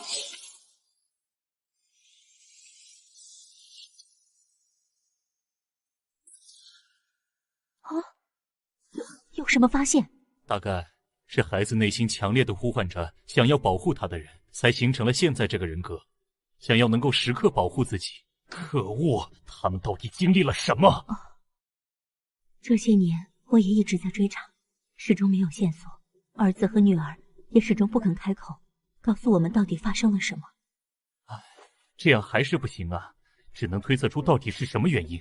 明明知道女儿这么痛苦，我却不敢在她面前表现出担心的样子，告诉自己一定要坚强，要让孩子感受到安全。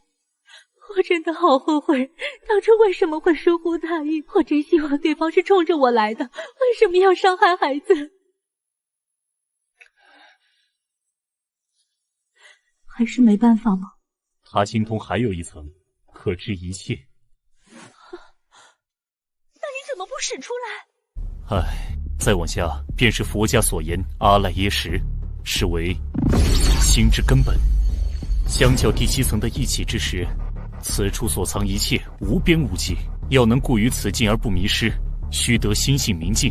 入非想非，非想处，须得极深定力之人。我虽可进入此境，然我征战不止，念头霸道，若是强行进入，恐伤及他的元神。那该怎么办？普天之下还有一人可入此境，净念山门的碧海仙。啊，你知道他？佛门圣地净念山门的碧海仙，谁人不知？我已寻访他多年，可是他行踪隐秘，神龙见首不见尾，一直无法找到他的踪迹。其实我有办法找到他。你说什么？那你怎么不早说？好尴尬呀，又让我想起一段不敢回想的往事。没什么事，我干嘛要去找他呀？那还等着干嘛？带我去找他呀！我们叶家刚刚搭建好的万里神行系统，神州之内哪里都能去。喂，等等！又怎么了？难道你就不想早点治好女儿吗？当然想啊，等我和他联系一下。联系？怎么联系？我和他有些不可言说的联系方法。总之你先等等。不可言说的联系？你们心事元法灵运。碧海心，你在吗？圣尊终于有时间寻我了。我这有事相求。我在药王谷，圣尊请过来吧。他在药王谷，我们走吧。我就不去了，就请我们的九州圣尊速去请人吧。刚才不是你说要一起去的吗？既然是圣尊不可言说的老熟人，我去不太方便吧？啊，刚才不是你说要一起去的吗？哼，既然是圣尊不可言说的老熟人，我去不太方便吧？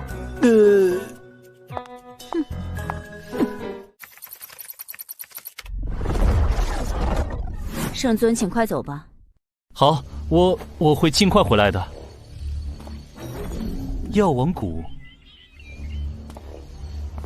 啊？许久未来，药王谷怎么变得如此热闹？滚开！没见我家老爷要看病吗？你怎么能插队？这可是讲先来后到的。就你们这些平民，也敢跟我家主人先来后到？我们可是为了求医排了许久的队，大家都讲规矩啊。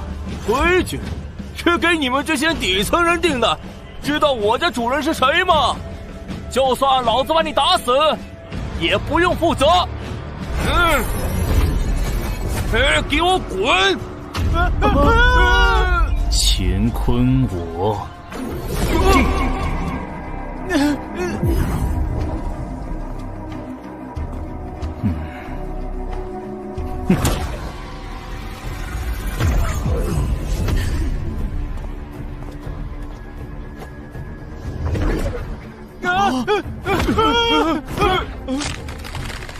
手，我的手怎么了？放肆！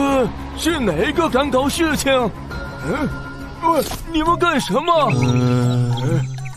我要炒你们鱿鱼！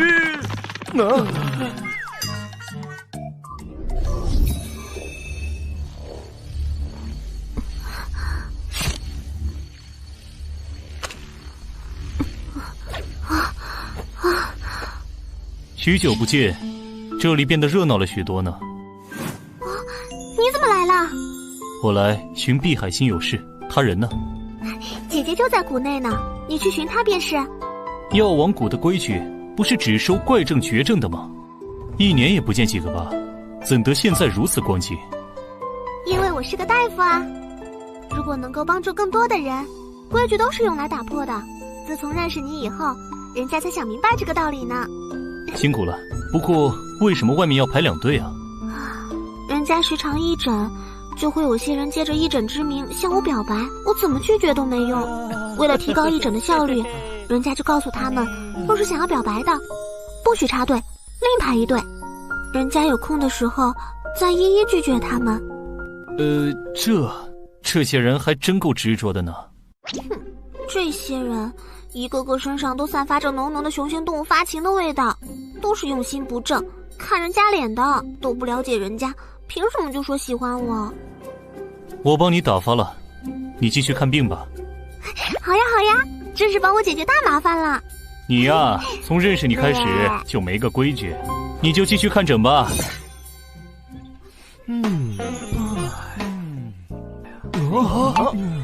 这是怎么了？脚怎么不受控制了？喂，是谁干的？连星期不要啊！我还会再回来的。药王谷是神州5大秘境之一，若无谷内之人引路擅入谷者，必定迷失其中，死路一条。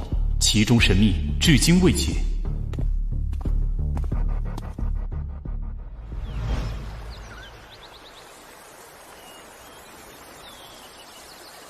圣尊，你来了。普天之下，唯有他是我最不敢面对的人。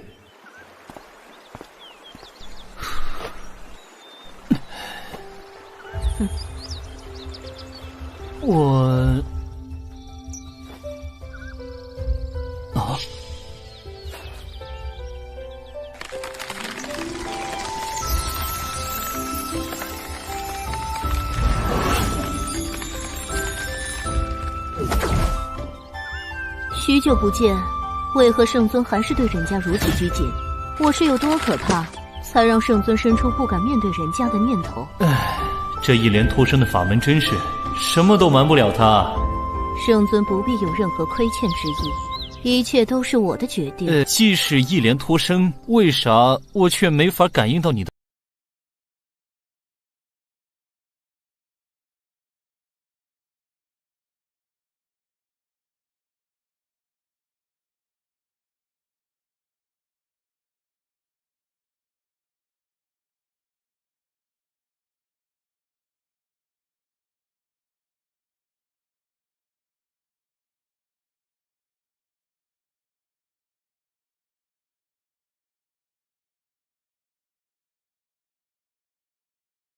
有字仪传称西瓜，很是清甜可口。这是2个小家伙在谷中寻得一处奇境所藏，似乎是500年前诸法未生之时所遗之物，有字仪传称西瓜。小家伙？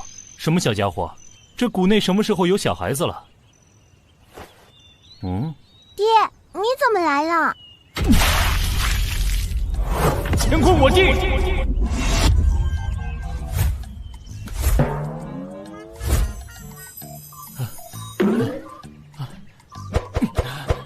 丹迪，太突然了，又是一点铺垫都没有。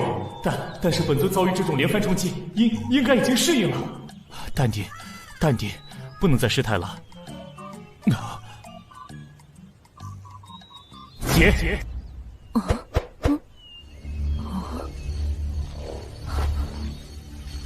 这便是圣尊的独学乾坤我定，却是前无古人的旷世绝技呢。喂，这是什么情况？她叫连生，我们的女儿。再离奇的原因，现在我也能接受。不过我想知道是怎么回事。此刻我也清晰地感受到，圣尊这几日奇遇不断，也该适应1、2了吧？一连脱生，莲花生莲子，怎么我没有告诉过你吗？我知道不知道，你比我更清楚啊！只有你知道我想什么，我却不知道你想什么。7年前，神州仍旧纷乱，各方势力已然奇谋尽出，信义无存。今日联合，明日背叛。我身边的与我心怀共同理想的好兄弟、好战友们不断战死，直到只剩我一人。前路漆黑如永夜，我心已如灯油尽，死光了，都死光了。那我唯有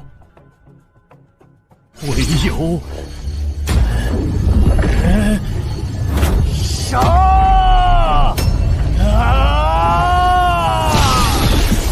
杀尽祸乱天下之人，杀尽背信弃义之人，杀尽分裂国土之人，杀尽心怀恶念之人。那日我因悲觉入魔，化作真正的九州杀神。心怀恶念之人何其多，杀之不尽，杀之不绝。由南到北，自东向西，除之不断。越杀越是绝望，越是绝望，入魔越深。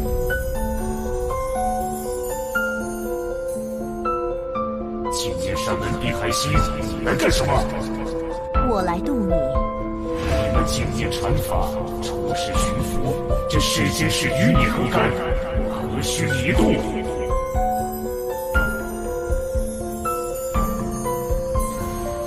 如今神州连城一气，皆欲除你而后快，天下仇恨尽归你身，这便是你要的神州统一。你并非该杀之人，滚吧！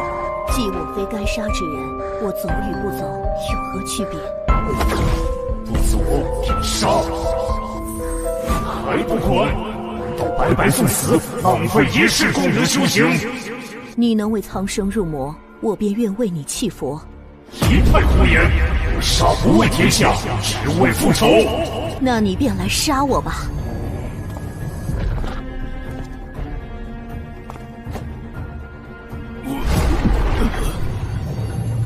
破心经，一连脱身。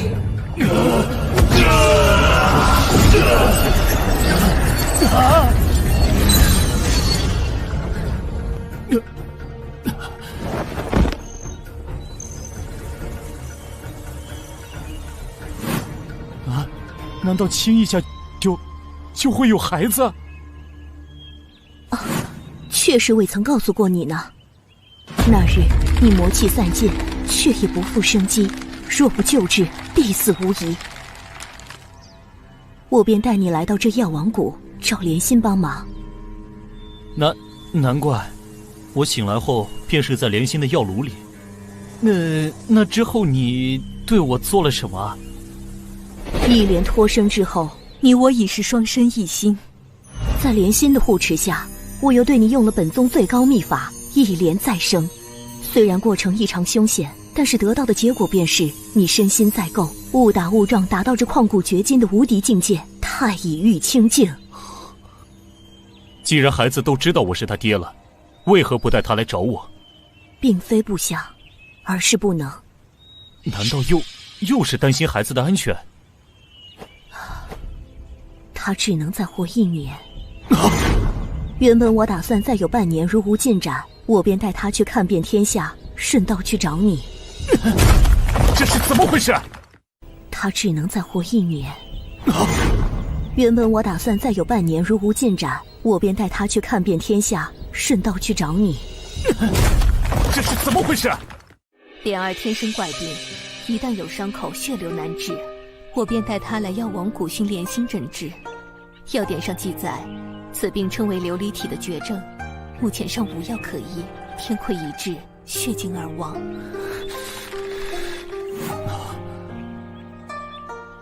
莲心也没办法吗？我与他一直在寻找解救之法而不得。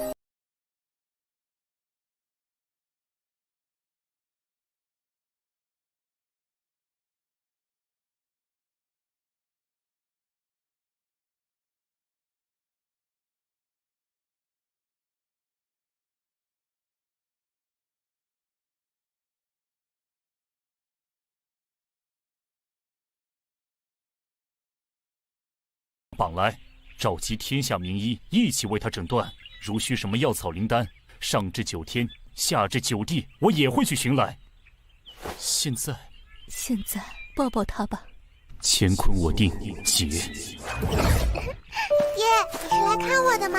莲儿一直都好想你啊。散尽护体金光，不能用力，要轻轻的，轻轻的。6诀绵生。对不起，爹让你久等了。爹，我还想骑脖子，我早就想试试啦。好啊，坐稳喽。爹能带我飞吗？没问题，抓紧我的头哦。哇哦，爹，你给萱萱姐姐摘的星星，也能给我摘一颗吗？你怎么知道的？看到的呀。这是什么情况？上天就是这么奇妙，在夺走了某些东西的同时，也会给予一些什么。这孩子自打懂事开始，足不出户便能看尽天下。这也是全知之境，并非全知，此间差别甚大，可称之为权势。足不出户可见天下，所以他可崇拜你了，可谓时常在你身边。真的吗？萱萱老爸好帅气。那个不动明王好酷哦！是不是萱萱姐姐的坏蛋都打飞了？糟糕，又不淡定了。怎么被孩子一夸就会这样？爹爹，可以用那个不动明王帮我抓小鸟吗？没问题。你先陪陪孩子，我去叶家看看有什么进展，我再通知你。好啊，一切就拜托你了。娘，一定要治好叶家姐姐哦。你和爹爹玩吧。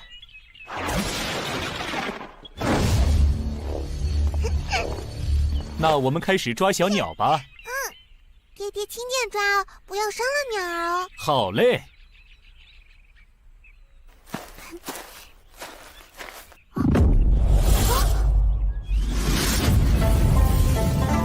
冥王拈花。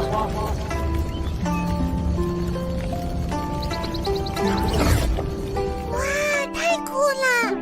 风大哥，你还没走啊？那就留下来吃个晚饭啊。好啊，许久未尝过莲心的手艺了呢。莲心姨，你回来啦！快来看爹爹抓的小鸟，我看看。啊，好可爱啊！莲心，你多大的人了？怎么也像个孩子一样？人家都当娘了，已经不是孩子了。就是，莲姨也是个超级好的娘亲呢，对主子哥哥可好了呢。啥？你啥时候当娘了？有孩子了也不跟我说一声，我给你包个红包啊！红包是什么？这个嘛，是外面庆祝朋友有了孩子的一种习俗吧。这些东西莲心不懂，有了我们的哥哥是竹哥哥，竹子，竹子，你怎么了？快醒醒啊！你别吓娘！竹子哥哥，你怎么了？不要慌，他只是被震晕了，并没有受伤。真的。亏你还是个大夫呀，真是关心则乱。对啊，我是大夫啊。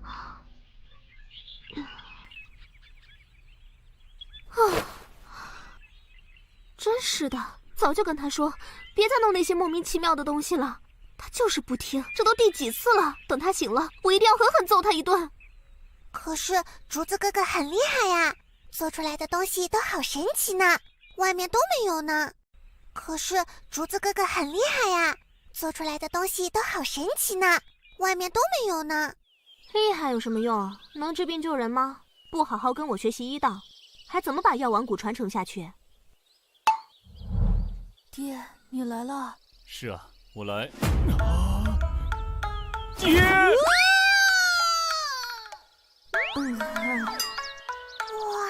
好高啊！峰哥，你干什么？好玩，太好玩了！峰哥，快接住他！别急，马上。盘古托天式。好软呀！哇，这就是天空和大地吗？药王谷真的好小好小啊！峰哥，快把它弄下来！好。爹爹，我想滑下去，能弄个滑梯吗？好。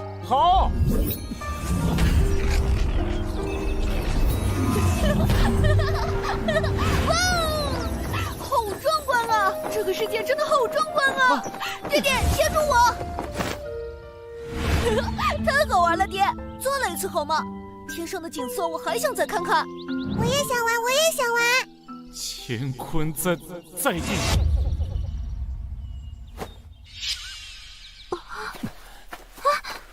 哇，这是什么法术？好神奇啊！峰哥，你在谷里的时候还没有用过呢。这是是我在外征战时开发出来的了。喂，现在是说这话题的时候吗？到底是怎么回事？什么怎么回事啊？你的儿子他刚才叫我爹。没错呀，你就是他的爹啊。等我一会儿。啊，道心，镇定，不是该习惯了吗？不管我记不记得，反正一定又是再次被当成工具人了。呼吸，深呼吸。事到如今，没什么好大惊小怪了，搞清楚原因就行了。那么到底是怎么回事啊？为什么我们会有了孩子？你说竹子吗？碧海心姐姐来此找我一起帮忙救你的时候，刚好我为了解决给送子观音副作用的研究，就顺便借你用了一下呀。为什么会用到我？太古之时有神农尝百草，皆由我莲心以身试药呀。你经过我同意了吗？怎么能这么对我？我当时问过你啊，如果不同意就答应一声。你没有说话，我就当你答应了呀。峰哥，莲心为救天下不能生育的女性姐妹们，决心以身试药，需要一名男性配合。然而莲心从未出国，遇到的男性只有峰哥你了。只要借你一用，就用一下。你若是不答应，就说一声。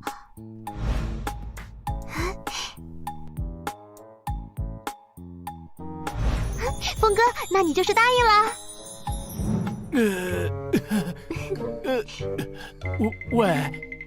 我这……多亏峰哥你呢，我才终于解决了送子观音的副作用呢。听叶姐姐说，疗效很好呢。突然感觉能够帮你完成这么伟大的事业，我也无话可说了呢。以后要是有什么事，可不能再这么自作主张了，听到了吗？知道了。有了竹子陪着人家，莲心也很开心啊。后来海心姐姐带着莲生又回来了，谷内也更加热闹了呢。是啊，自从你的师傅离世之后，你一直是孤单一个人呢。谷内难得这么热闹。可是人家感觉自己好没用啊，不仅治不好莲生，竹子又不听话，做一些奇奇怪怪的东西，不愿意继承药王谷的医术。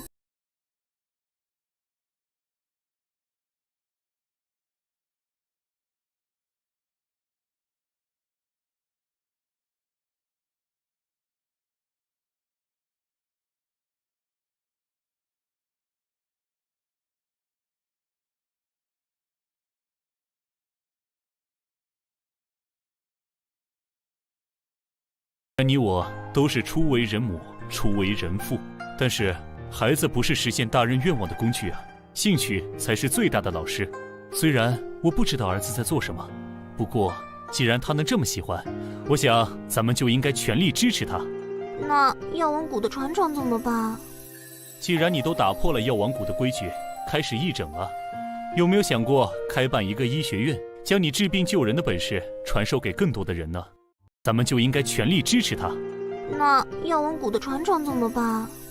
既然你都打破了药王谷的规矩，开始义诊了，有没有想过开办一个医学院，将你治病救人的本事传授给更多的人呢？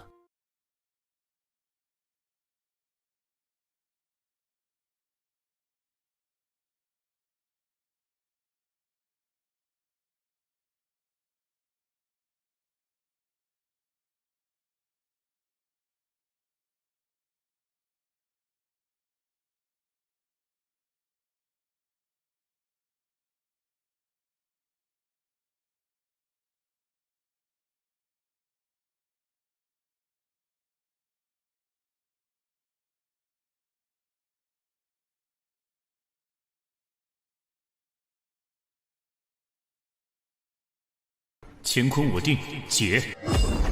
好棒嘛，爹！行，让你们玩个够。那就开始吧。好。云生。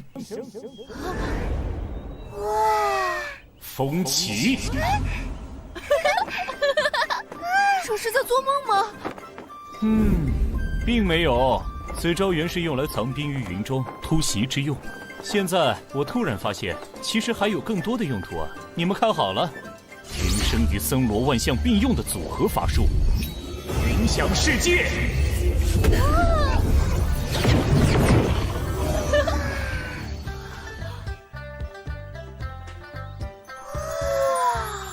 去玩吧，这里都是软软的，不用害怕会受伤哦。太棒了，太棒了！等等我，竹子。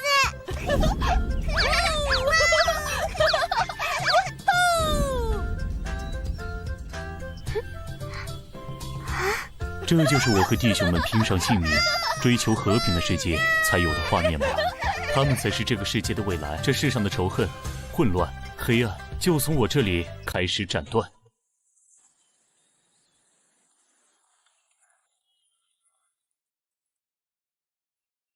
峰哥、竹子、连胜，快来吃饭啦！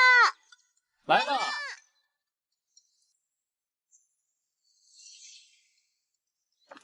哎，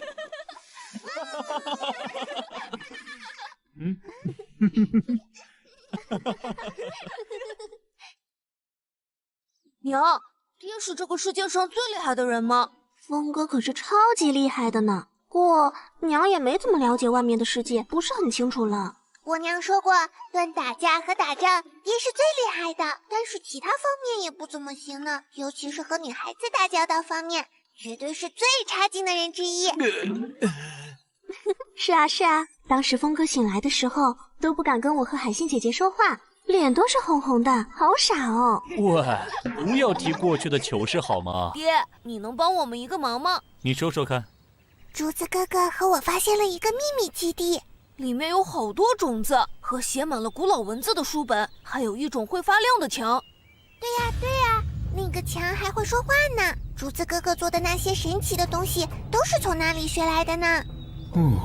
在征战之际，在极少数隐秘之地会发现500年前的遗迹，但是基本上都是一些大型的柱子和一些至今没人看得懂的上古文字。没想到药王谷内也有，但是听孩子们的描述，这里似乎有些不同。爹，你能救救我们的好朋友吗？什么朋友？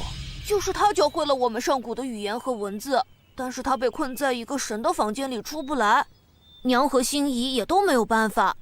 爹是这个世界上最厉害的人啦，你一定有办法的吧？走，咱们看看去。太好了，快走吧，爹。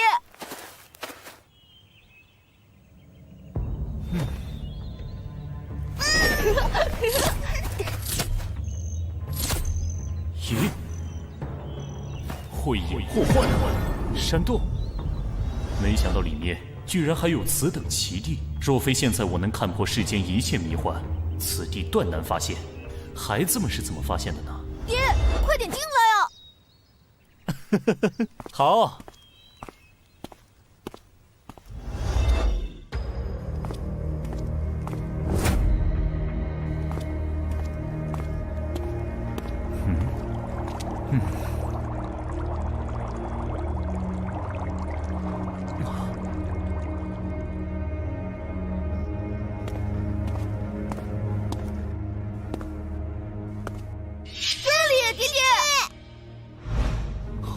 他是，老爸，你也以为这是活人吧？这个大姐姐一直都一动不动地站在这里呢。啊，他是，老爸，你也以为这是活人吧？这个大姐姐一直都一动不动地站在这里呢。无遮透视。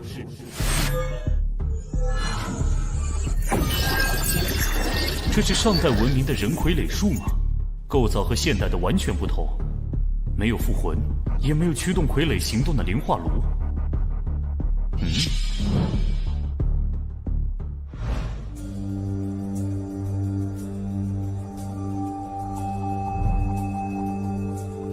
里面的人已经死去许久，居然能做到尸骨无化，这柜子可是有着比玄冰棺还要厉害的功能啊！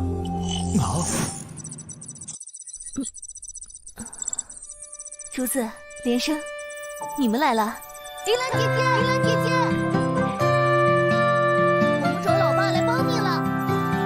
真的吗？太谢谢你们了。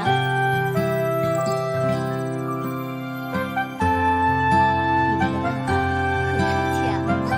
老爸你很厉害的。你是被什么法阵封印在里面的？为什么我没有感受到一点法力波动？这只是我的虚拟形象，真正的我被困在更下层的安全屋里。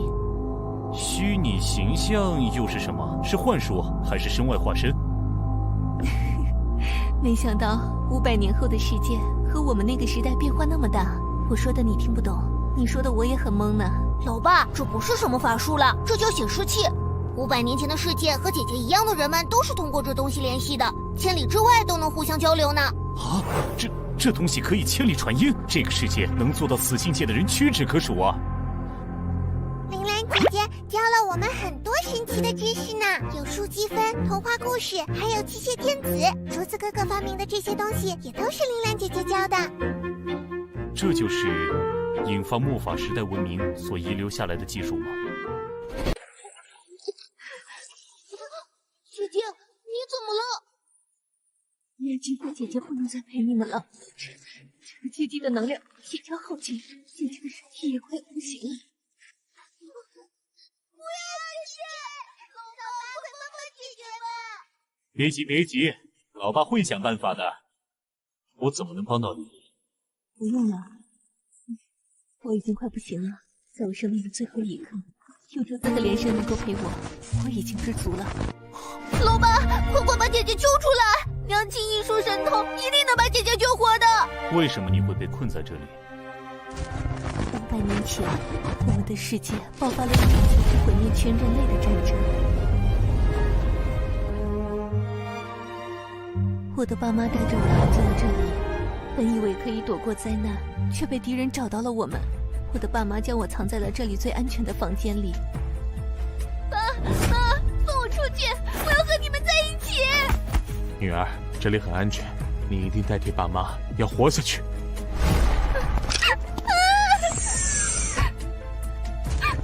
就好像做了一个很长很长的梦，不知道过了多久，我醒了过来，爸妈却已经不在人世了，没有人能够放我出来了。我唯一遗憾的就是不能和爸妈躺在一起。姐姐，不要啊！老爸，你那么厉害，快想办法帮帮姐姐吧！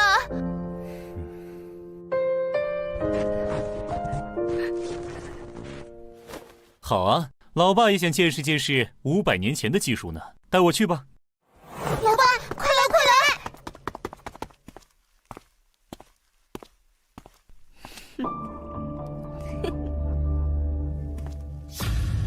老爸，这里面好像有可怕的奇怪护阵，娘亲和海心姨都没有办法进去呢。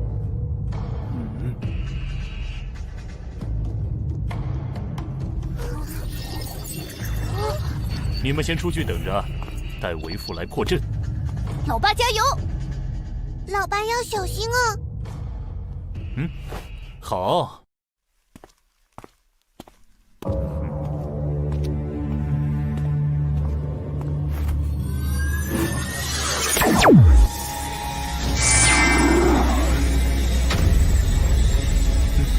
金刚法界。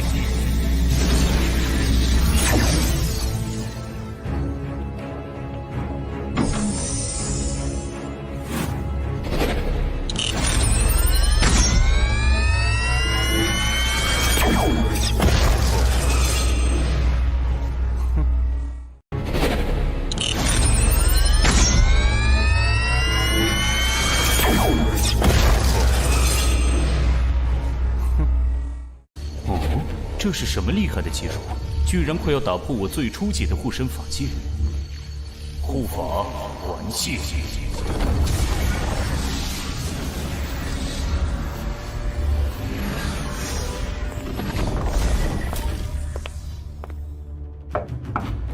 此门的材料世间罕见，坚硬无比。若是一拳轰开，恐怕里面的人也会受到影响。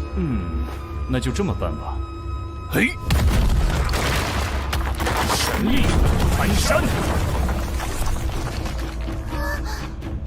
连胜，快看看里面怎么了？老爸和铃兰姐姐没事吧？里面一团乱光，我什么都看不到。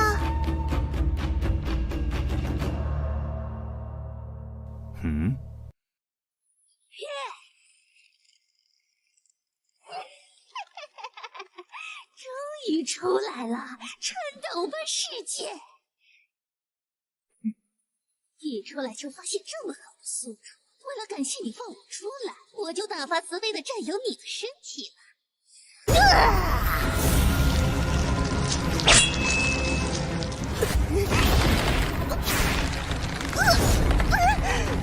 这是什么？快放开老子！果真有古怪，早就看你不对劲了。你以为你编了一个天衣无缝的故事吗？满是破绽罢了。你说什么？第一，这里的神秘结界并不是防止外敌入侵的，相反是为了防止里面的人出来。其次，你那个充满爱的故事里，休眠舱内的两人，其中那个母亲受的并不是致命伤，她完全有能力先将你放出来。那你干嘛还放我出来？因为本尊天下无敌，不惧任何阴谋诡计，还有本尊孩子对你所塑造的那个铃兰姐姐的喜欢，本尊不希望让孩子们失望。那么他们恐怕是要失望了呢。这可是小型核能炉推动的最先进的高能镭射炮，死去吧！就退而求其次，选择那个小男孩了。魂心，哦，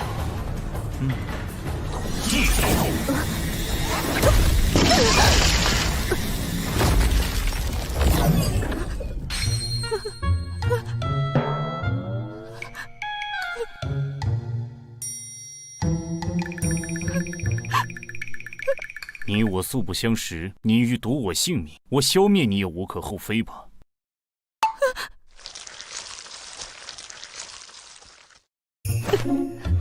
对不起，大佬，我飘了，请饶我一条狗命。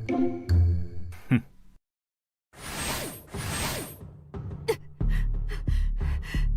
谢谢大佬不杀之恩。哼！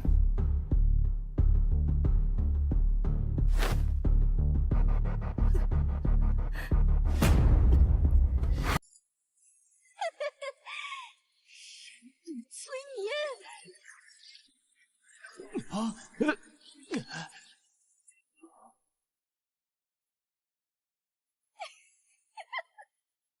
这可是几千年前的智慧苦肉计，人类在精神上果然还是没什么进步。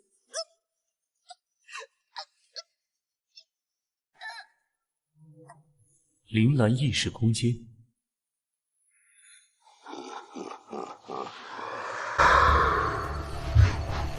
怎么进来的？最简单的设备辅助，怎么可能有人进入这潜意识空间呢？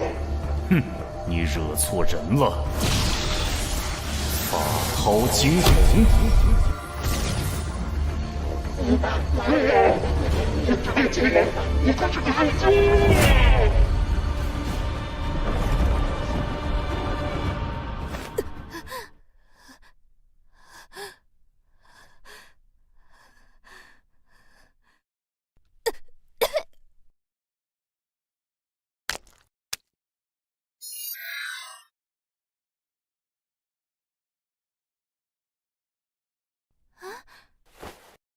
你是我爸妈呢？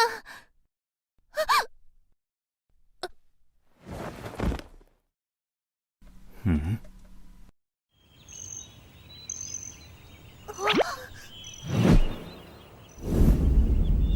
玲珑姐姐，玲珑姐姐。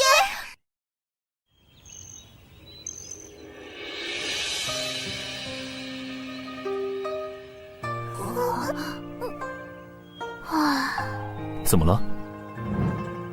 没事，我只是感叹500年前的技术真是太厉害了。这孩子居然只是身体过于虚弱，一切并无大碍，只是他的神识有些……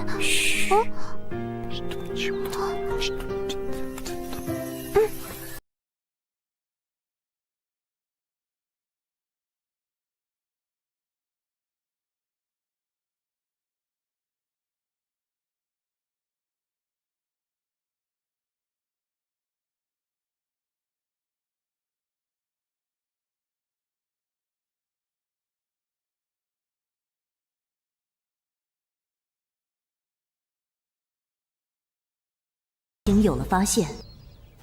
我要先去叶家了，孩子们就辛苦你照顾了。好。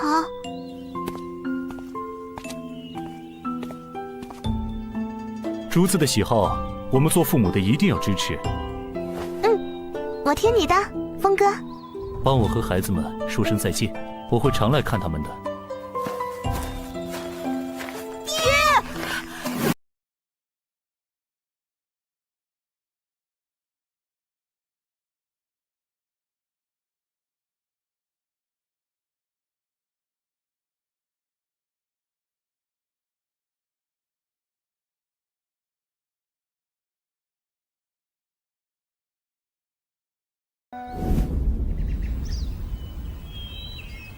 看好了，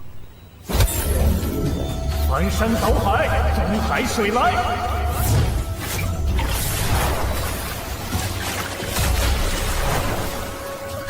有饮水了。别怕，你们抬头看看。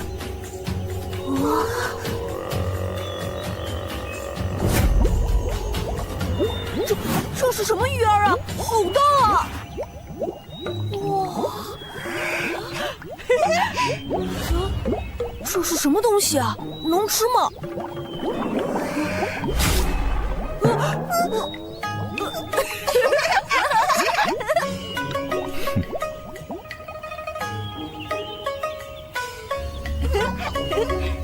再见。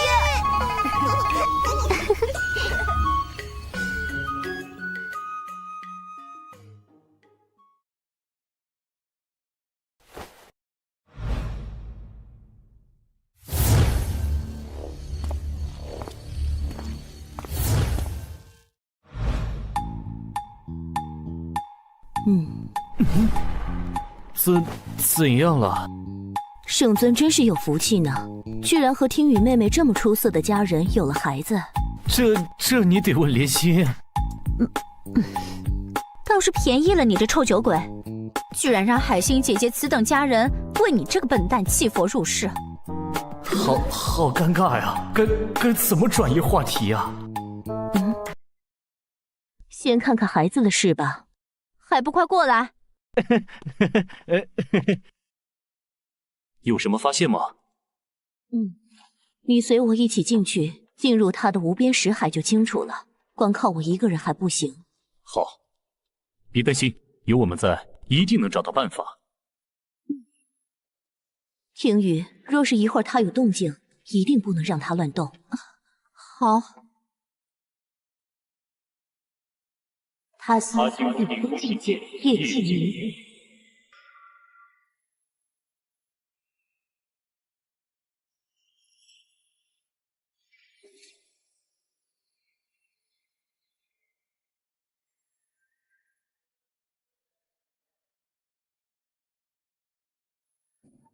下去吧。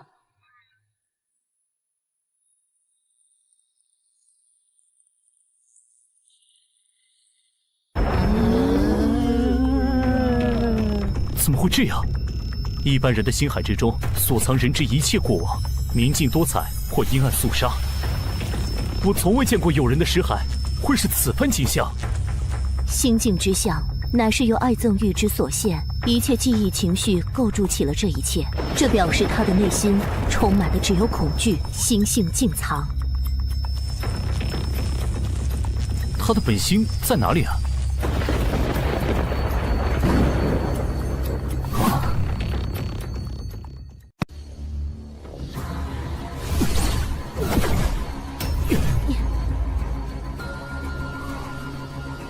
可以放开我了。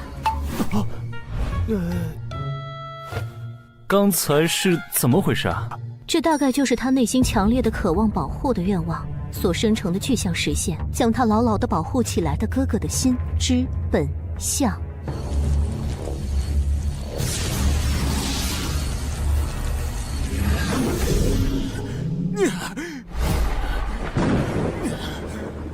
滚出去！不许伤害我小妹！这世间除你我之外，还有何人能够拥有如此强大的心神？心性磨练都是经过千锤百炼，遍尝世间苦痛，加之以强大的心念，方能得此境界。这孩子有如此心神，必然有其因果，只是其中的痛苦和经历超出你我的想象罢了。接下来该怎么办？若是强行过境，恐伤及心神。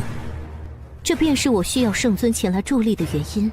接下来还请圣尊在不伤及他的前提下，将他的全部心神集中在你这儿，我方能够进入其中探究本因。好，一切就拜托你了。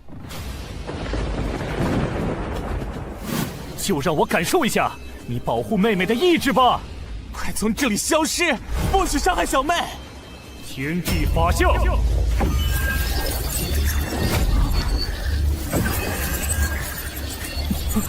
我才不怕你，我和大哥一样厉害，绝对不会输，绝对不能输。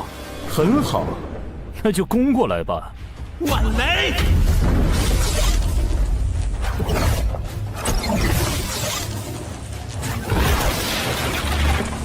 更厉害，会更厉害，是不听劝告的。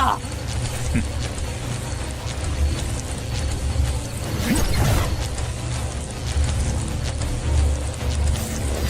在这个世界可不是这样战斗的，这场比拼就当是为父我教你的元神之战的第一课吧。心之战的关键不是打击物理消亡，而是对恐惧与勇气、绝望与希望之间的较量，其中的关键是放下根本我执去相信。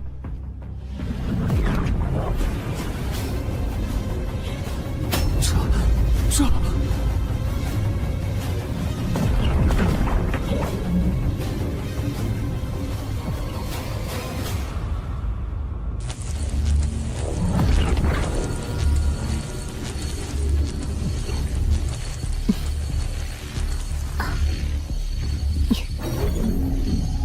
法界无垢。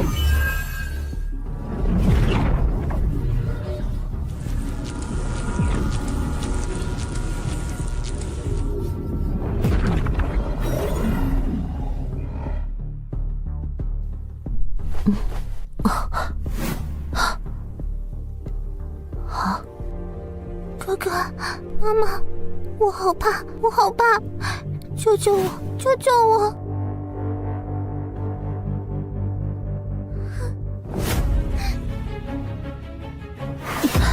你是谁？你是谁？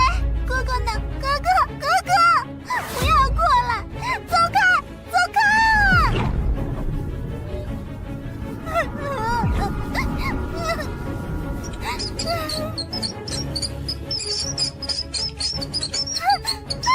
我是好孩子，我是好孩子，为什么咬我？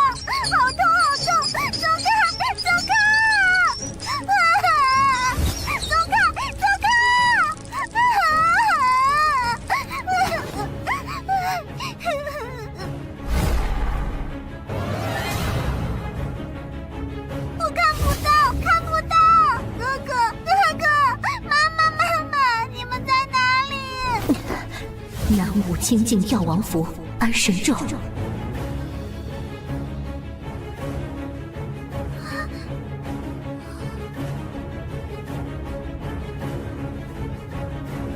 唉，啊，这是。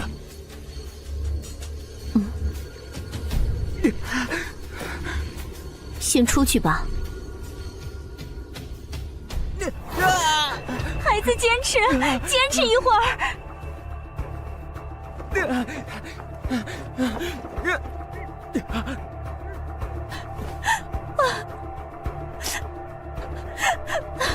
有什么办法吗？你们有什么发现吗？你是孩子的母亲，你该知道发生了什么。他心同剑。我好怕，我好怕！我是好孩子，我是好孩子，为什么咬我？好痛，好痛！走开，走开啊！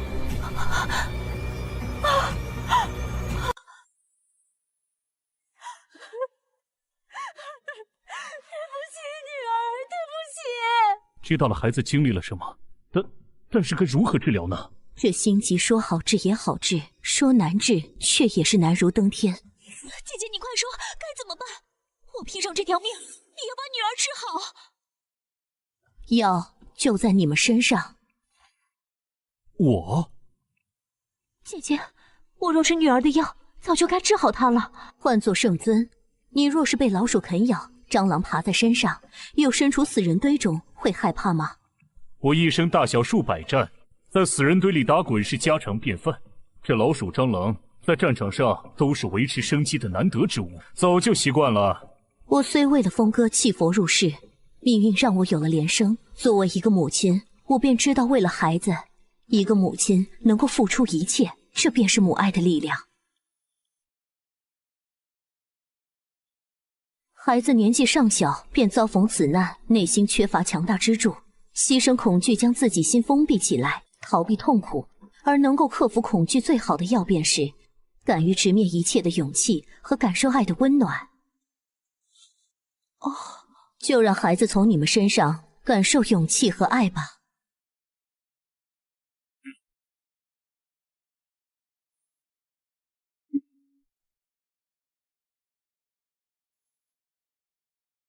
大日如来无量光，遍除一切秽，遍照一切法，般若大解脱法门，月照明空。我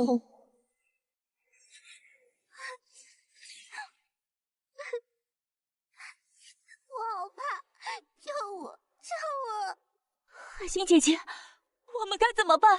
回忆吧，将支撑你们克服了所有绝境下走过来的那些最坚强的信念，完全的展现出来。月照明空，能够让孩子亲身感受到你们所经历的一切苦难与照亮你们的光。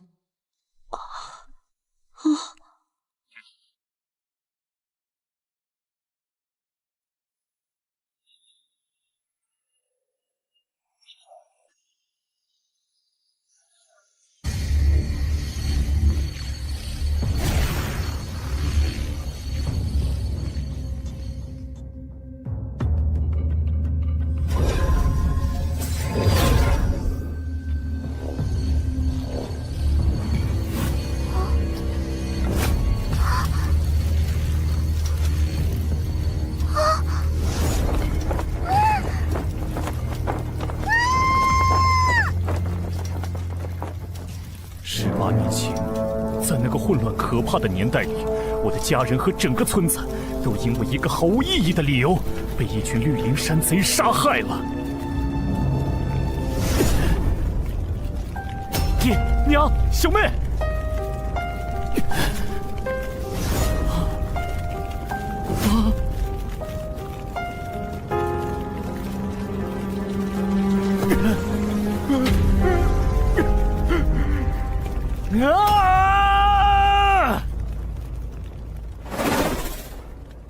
击杀战，快拦住他！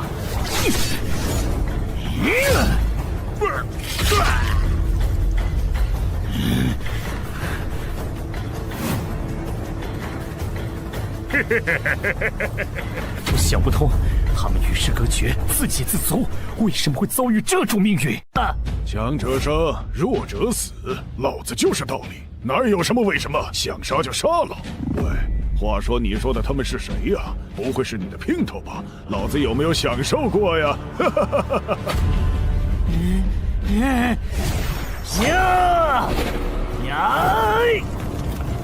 区练气，给老子留下点伤口的资格都没有！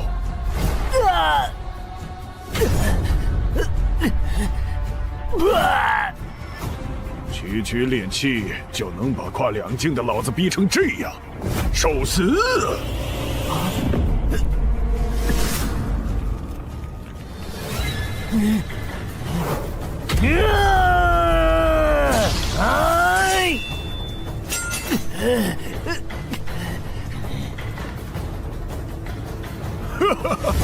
你给老子带来不少乐趣嘛！怀着不甘和怨恨去死吧！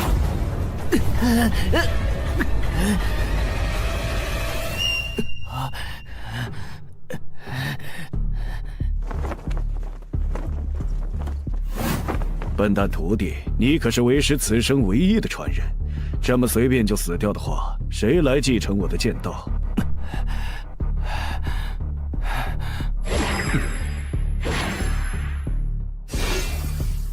唯有一点，他说的没错，强便是道理。若是想要让整个世界践行你的道理，那便你上无人，你下众生。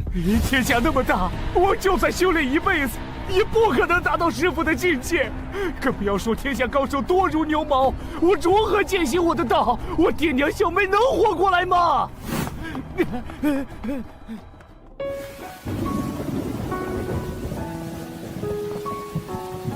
那时的我，绝望、迷茫、痛苦。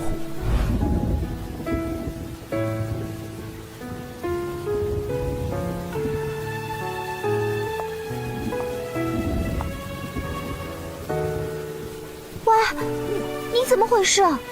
快，把他抬到车上。是你在我最绝望、最颓废的时候，重新给了我勇气。我在你叶家混吃等死，干点护卫的工作，直到你父亲也因为劫匪抢劫去世时，你们叶家即将分崩离析之际。此难之后，叶家有我，便绝不会乱。此刻之后，我便是这叶家新一任当家。你比我勇敢，刚刚承受着丧父之痛，还能扛起整个家族的危难，力挽狂澜。是你的坚强给了我勇气，重新面对我的人生。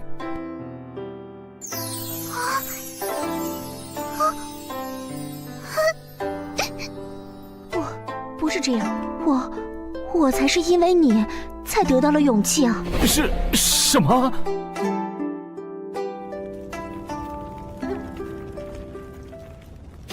天宇啊，各方族叔伯们都到了，叶家不可一日无主，族长没有儿子，要尽快推举出新的主事啊，不然叶家剩下几百号人就完了。快把你父亲的信物交出来！快交出来！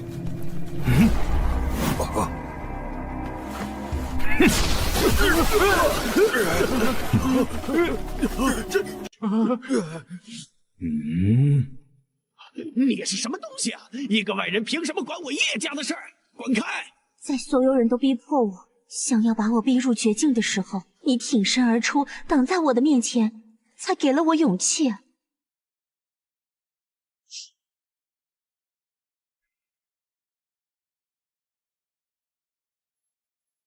此难之后，叶家有我，便绝不会乱。此刻之后，我便是这叶家新一任当家。你给了我依靠，再加上我怀了他们兄妹俩，更是给了我面对一切苦难的勇气。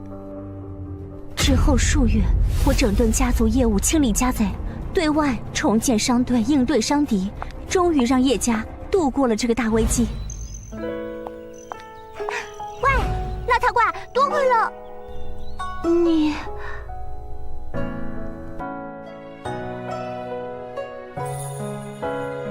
谢谢你，让我再次重新看到了希望。别过。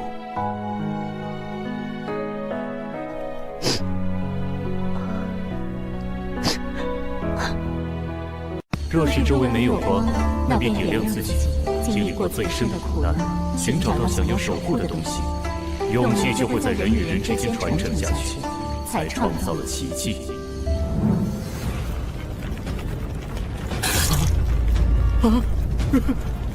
对不住了，兄弟，请给他们带去希望。人反正都要死，苟且偷生有什么意思？我只想在死的那一刻心中无悔，念头通达。废话少说，即使被你们叫做邪魔外道，我也在以我的方式拼上性命，寻找这个世界的答案。强的那个便是道理。我们九尾一族竭尽全身气力，也堪能护我妖族一时之平安。不是我深爱他们，而是若我弃了他们，我也没了安身之处。这么说来，倒是我要感谢他们。风哥，就算你死了，林星也会想办法让你活过来，你就放心的去战斗吧。恭喜你，此刻的你无上致敬，此后世界便要行你的道。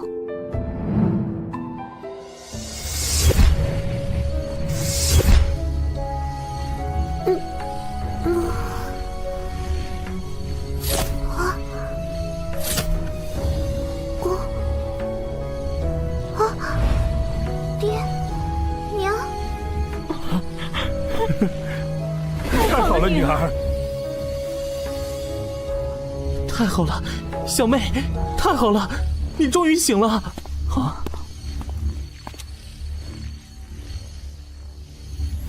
二哥，二哥，不要过来！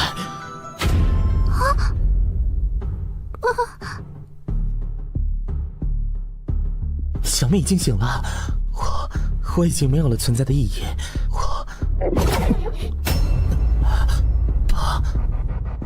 谁说你的存在没有意义？我原本就是为了守护小妹才出生的，本就不存在的异类。抬起头来，从何而来不重要，重要的是你已经存在了，并且为了守护妹妹而拼尽全力的好哥哥，你做的比我好。你是让我凌云峰骄傲的儿子。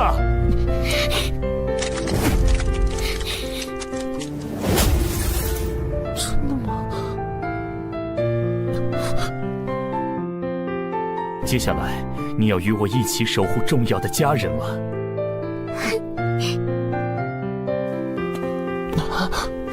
还愣着干什么？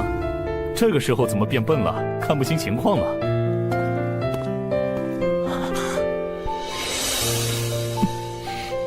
娘，小妹。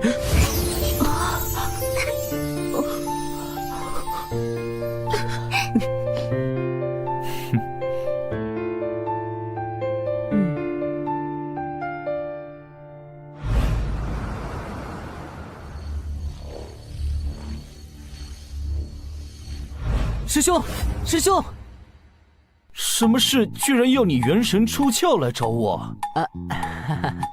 主母好，小姐好。啊？啥？你怎么知道的？这个嘛，基于师兄您在叶家的时间、孩子的年纪，加上主母的眼界，以及未婚先孕的事实，即使没有证据，也不难猜吧。啊，师兄，咱们的东方总理大臣正在等你开会重要的内阁会议呢。他这回正在大发雷霆呢，所以我才元神出窍，最快速度赶来这里找你。啥？我去！我怎么把这事儿给忘了？我们本该好好聚一聚。这个内阁有会，我公务重要，你去吧。爹爹再见，记得来看我们。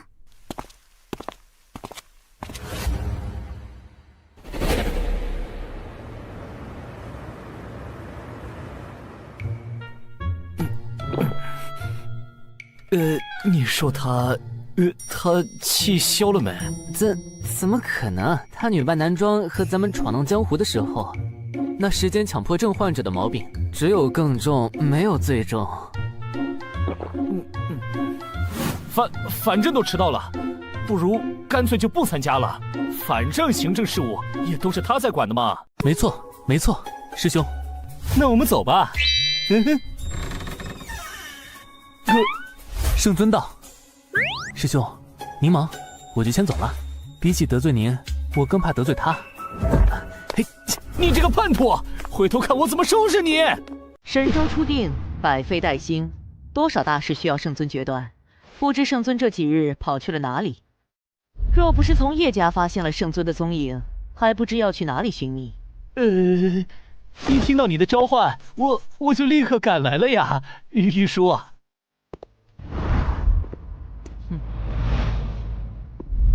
内阁会议上还请圣尊称呼我为东方丞相。是，东方丞相。这是近期需要圣尊批复的公文，涉及外交、机构重组、民生教育、省级以上官员的任命。啊，这些丞相代劳即可，我有什么用？这是圣尊您带领我们打下的江山，这些都是为了巩固新时代所必须做的。如果圣尊您这些大事都不知道，要是出了问题，谁来承担这个责任？也只有东方丞相敢对圣尊这样说话吧？那是自然，你不是老队伍里的，你不知道，丞相和圣尊是10几年的生死战友，曾经女扮男装和圣尊一起游历天下，行侠仗义，那可是生死之交。我懂，我看还不行吗？大家稍等，马上办。元镜法相。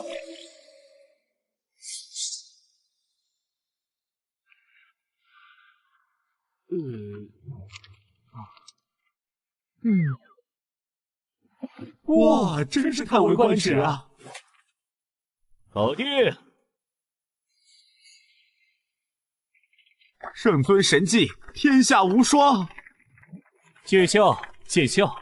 批完这些文件，本尊才知东方丞相与众位劳苦功高，情形不错。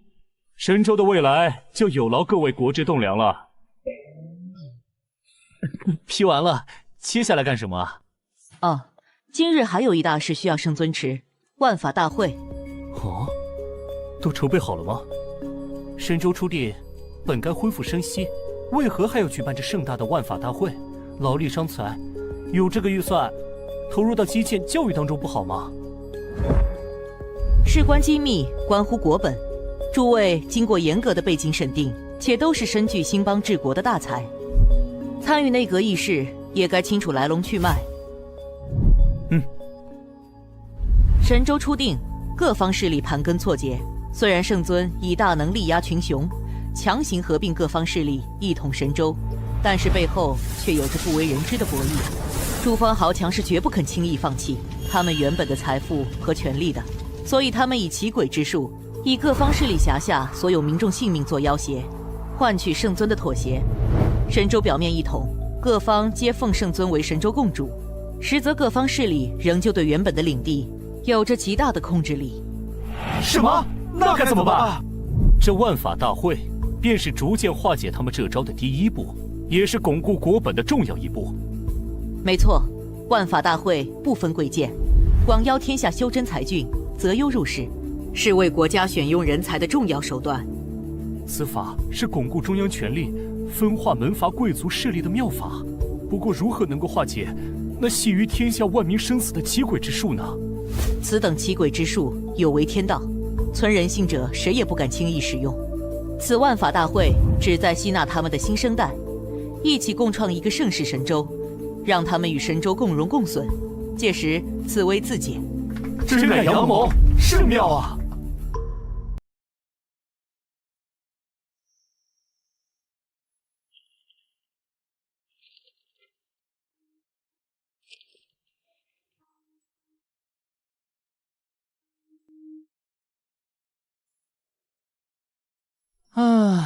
想我们与众多兄弟们奋死拼杀10余年，终得偿所愿。回想起当年，又怎能想到名动天下的玉郎君东方玉树，居然是东方世家长女东方玉书。你想说什么？只是感慨，若是离了你，又有谁能够担此复兴神州的重任啊？我可不是为了你，而是为了那些故去的战友们的遗志。对了，听说你儿子也要参加万法大会，你不担心他会受伤？这是他的人生，既然是他自己的决定，我便支持他。喂，你这家伙突然有一天说有了孩子，大家一直都会好奇，他爹是谁啊？能入得了你东方玉书法眼的男人到底是什么样子啊？如果我说是你呢？什么？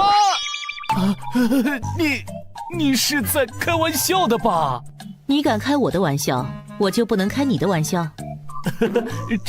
只是好奇嘛。圣尊何时变得如此八卦了？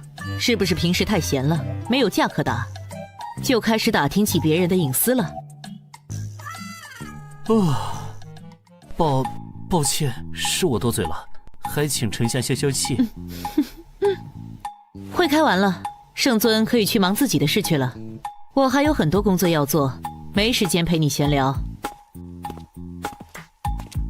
等等，哦，圣尊还有何事？我有一好友，育有一子，最近遇到一些苦恼，求教于我。你说我哪里懂这些？据说你教出一个如此优秀的儿子，是否可以传授一些育儿经？圣尊的好友我大都认得，是哪位啊？可以让他直接来找我啊。此人你并不认识，丞相诸事繁忙，跟我说说即可。哦，好吧，圣尊说说，看看我能帮上什么忙。好，事情是这样的。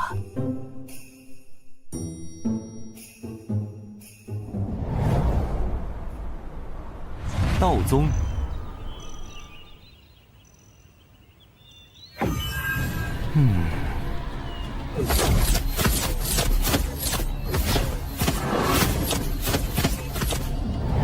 演武场，神州万法大会道宗选拔赛现在开始，有请掌门训示。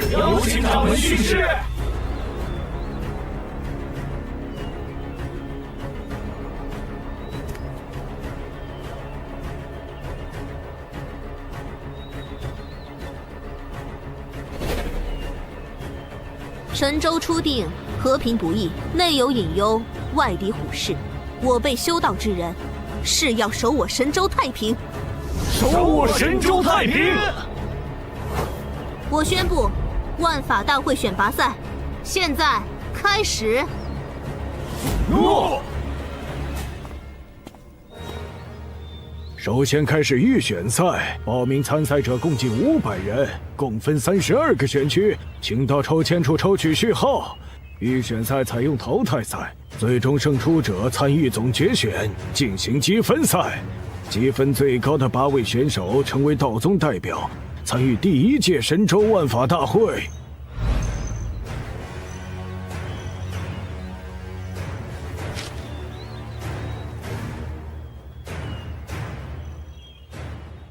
我们的儿子在哪儿？哦，掌门，你怎么了？没什么，大家继续观赛，继续观赛。你怎么来了？也不跟我说一声，害我在众同们面前丢人。我这不是急着赶来和你讨论解决儿子的困境吗？16号场马上要上场了。啊！35号、36号上场。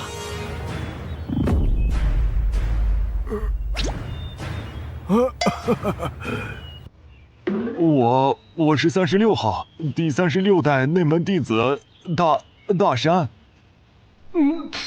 喂，咱们的儿子这是像谁啊？怎么如此魁梧啊？掌门，你又怎么了？没事，大家继续看比赛。你是脸盲吗？再怎么没见过，也不至于连自己的儿子都没点感应吧？我好像得了一种每个见到的年轻人害怕他突然变成自己的孩子的病。快看，儿子上场了。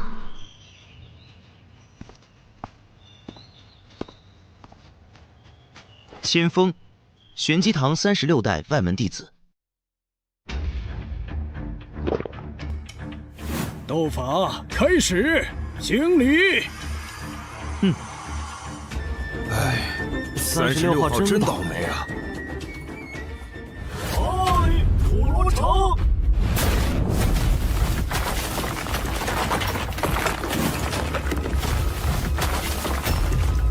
道宗新生代真是人才辈出啊！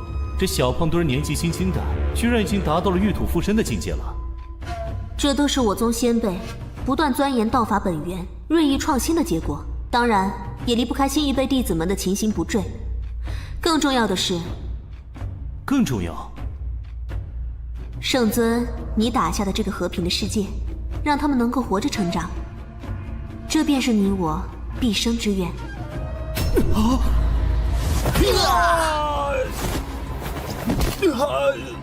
35号胜出，36号淘汰。这为什么炼气期可以打出结丹的威力啊？看下去你就知道了。如果只是这样，我也不会那么苦恼了。几个时辰后，第5场，35号对41号。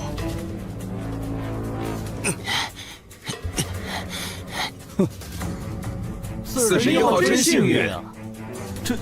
这是怎么回事啊？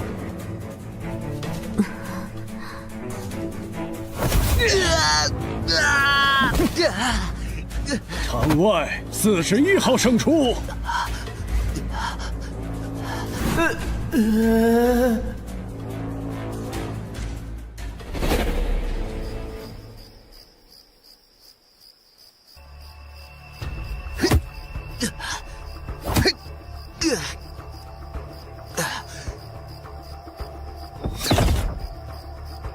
天眼灵剑。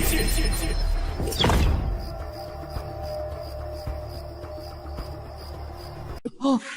他的丹田和经络怎么？如你所见，他的丹田和经络比常人厚了几倍。要说一般人的丹田和经络如同长壁一般，他的就像是一层厚厚的、极其有韧性的凝胶。难怪如此厚而有韧的丹田和经络，就像是高压水枪一样，气的输出功率是常人的数倍。若是达到元婴期，可以自由调动天地能量，这种异常的法力输出，必然能越级吊打化身。可是随之而来的是，因为如此沉厚的丹田和经络无法储存气，就无法凝聚足够可以筑基的气。别说元婴了，此生无望筑基。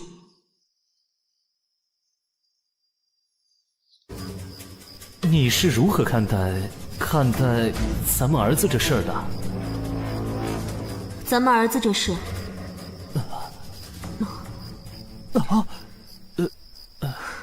想我堂堂道宗掌门，统帅道宗2万子弟，运筹帷幄，游刃有余，唯独对着儿子的事一筹莫展。道宗宗主儿子的身份，让他承受了所有人的目光，也承受着远超同龄人的恶意和压力。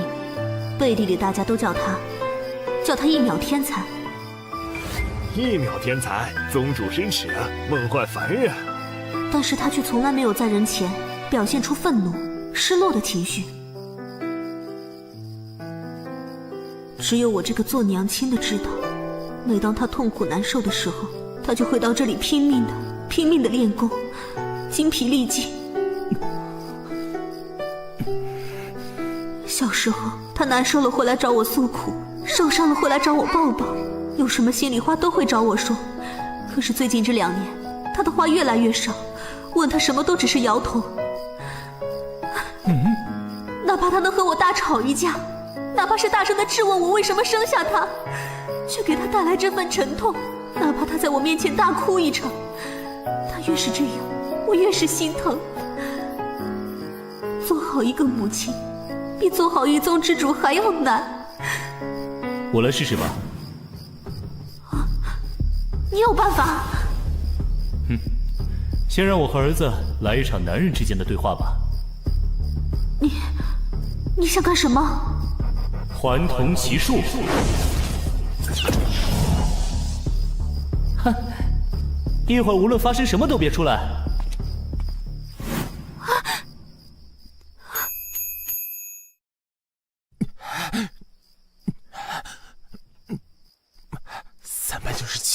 ，398，399。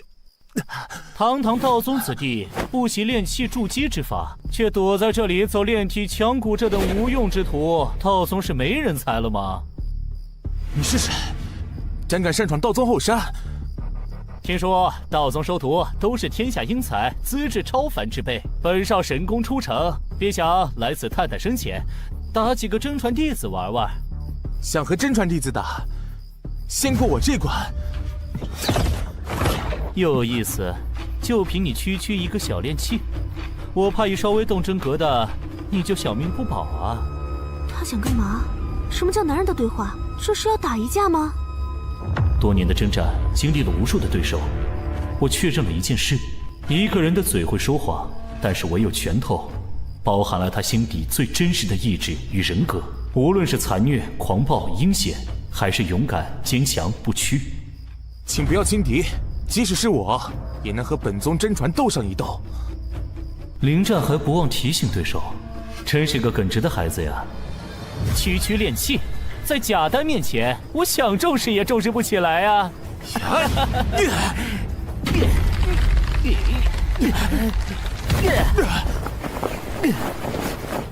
哦，有点意思啊！这可不是一般炼气，这份越级的杀伤力是……哦。对了，师尊曾说过，有一种很稀少的体质，元婴界能吊打化神，却永远也无法筑基的让人绝望的体质，叫什么呀？哦，对了，重婴废体。对，重婴废体。你不会那么幸运中了这个大奖吧？你一定很恨你爹娘为什么要生你出来，还给了你这种体质吧？哦。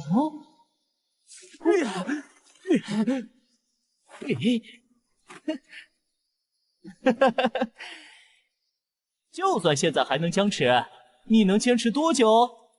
坚持到底，这是我最后的尊严。那就来吧。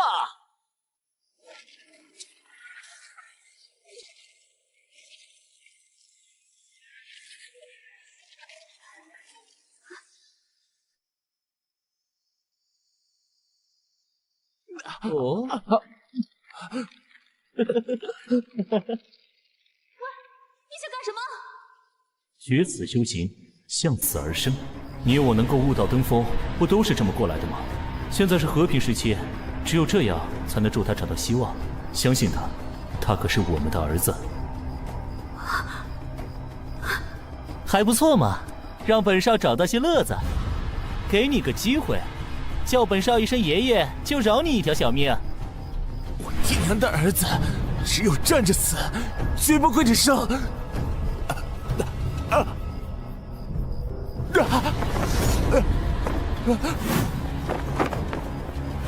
对不起了，娘亲，还是没能成为您的骄傲。乾坤定。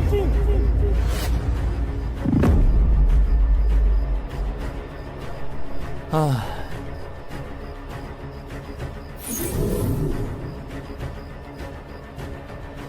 姐，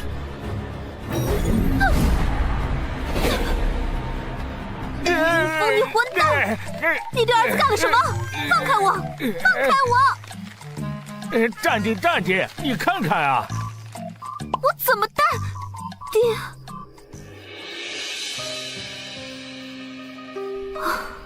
差点忘了，你还有这招，用的越来越溜了吗？能先把手拿开吗？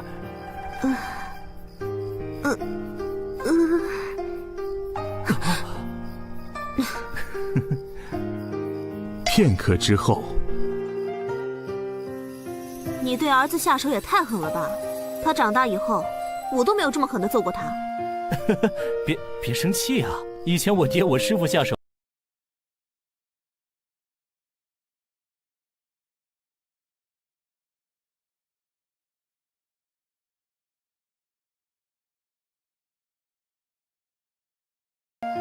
向死而生，向死而生，说的简单，我能对自己狠心，对儿子却……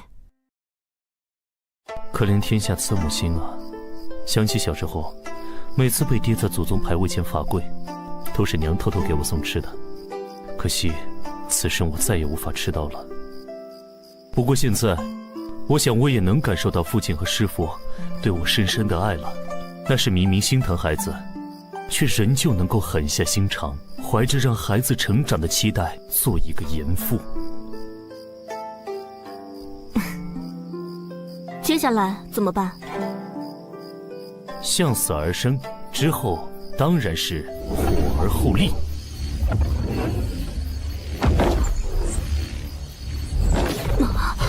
玉清无上法，子府洞天，开！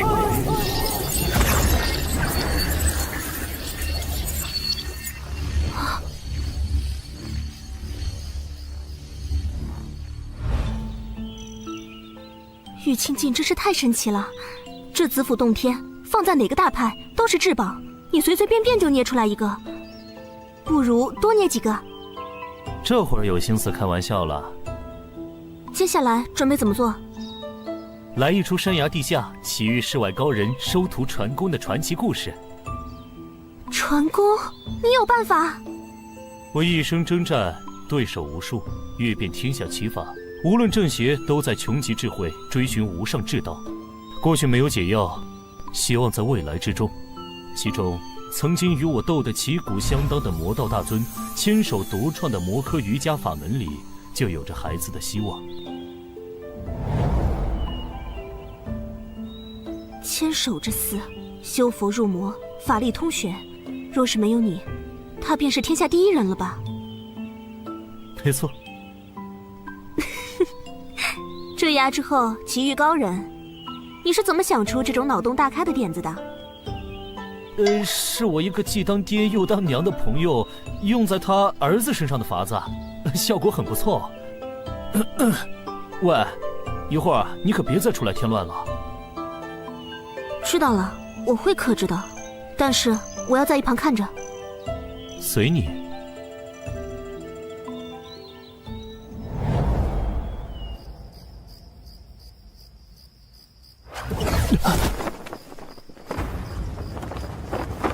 我要死了吗？我真的是再如何努力，也无法触碰到那些天才的人。对不起，娘。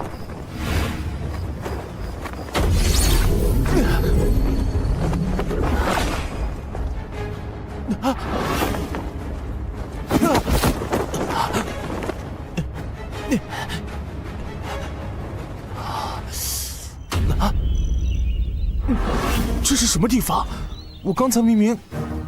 这才几百年，道宗这一辈已经如此无能了，居然被一个区区外来小子打得毫无还手之力。道宗将倾啊！演戏就演戏，干嘛说道宗将倾？入戏了，入戏了。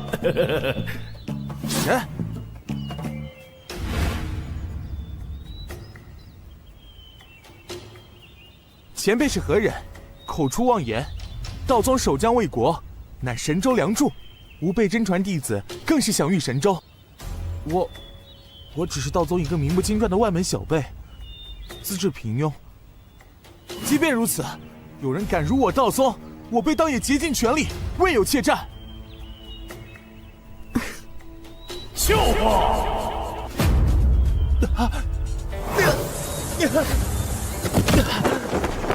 老夫观你天生混元霸体，与老夫一样的超绝资质，本该纵横天下，傲视无双，到哪里都会被当成宝一样，又怎会是区区外门弟子？当代道宗掌门都瞎了眼吗？你行你的法子，干嘛还骂我？松手松手，又入戏了。前辈到底是何人？休要口出妄言。我道宗此代掌教，与我爹随圣尊一道，拼上性命，才打下如今太平天下。他和我爹是顶天立地的大英雄，我爹更是为了这个新时代牺牲了性命。你不许侮辱我，掌教大人。原来儿子不是讨厌我吗？区区掌教算什么？就算掌教的掌教，见了老夫也得磕头跪拜，喊老夫一声太师叔。这些晚辈，老夫想骂就骂，想批评就批评。你是为了帮儿子，还是为了埋汰我？太师叔，你演得很过瘾啊！别急呀，这是布局，布局。首先得让他相信我，快给我点道宗前辈的信物啊！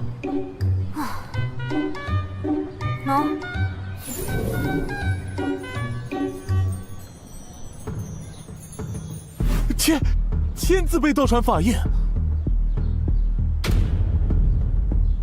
弟子千方拜见祖师爷。好，老夫身处此地甚久，不知外界发生的故事，和老夫说说你爹的英雄事迹。我爹，娘。此处只有老夫一人，哪来的你什么娘？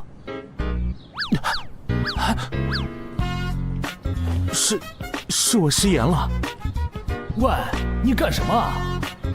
这个问题和让他信你有什么关系啊？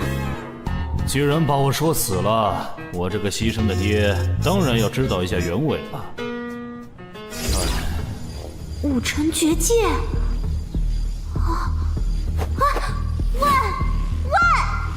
这可是武城绝界，你若是强行打开，闹出大动静，这计策可就穿帮了。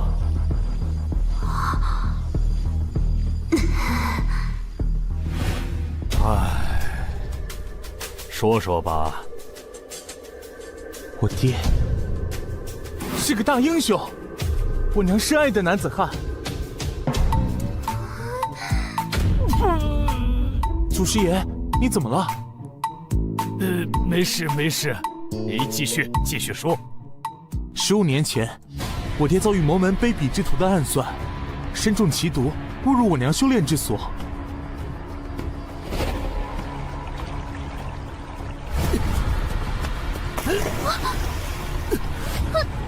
放肆！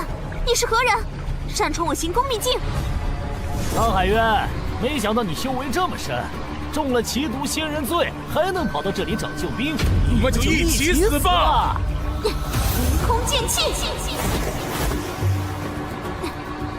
虽然我爹误入娘亲修炼禁地，他很弱，但是娘亲本着救助江湖同道的心，为父亲解毒。我爹修仙资质超群，娘亲惜才，也传授了他很多道宗玄门正法，两人因此结缘，才有了我。千帆雪啊，我真是小瞧你了。凌云峰对沧海渊，烈阳散遍仙人罪，我中毒你救我，能将你我的事情叙述得如此颠倒黑白，又波澜迭起，你当什么道宗掌门啊？不去写书岂不是可惜了？不然呢？为了让孩子能够积极的成长，我不得给他编一个好父亲的形象啊！后来，爹娘为了神州一统，还天下一个太平的宏愿，随着圣尊一起四处征战。娘说，在我刚出生不久的一场战役中，爹为了护娘周全，牺牲了自己。娘说，爹对我唯一的希望，就是我能成为一个顶天立地的男子汉。只是我一身体质低劣，再怎么努力，终生筑基无望。无论我再怎么努力，却始终没有突破，给爹娘丢人了。前辈说的什么混元霸体，世间从未听闻，莫要再给我希望，最后又变成失望。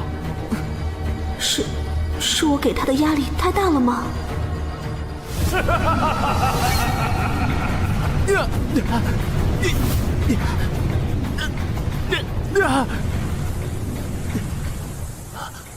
笑话！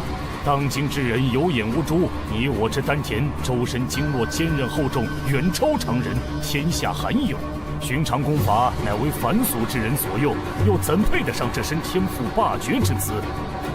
超绝之姿，当配超绝之法，方能成就大道。老夫年轻时犯了大错，历史自封于此，终身不出。一生经世修为和超绝法术，若是就此失传，甚是可惜。老夫观你心性耿直，愿收你为徒，传你一身绝世奇术，你可愿意？真的。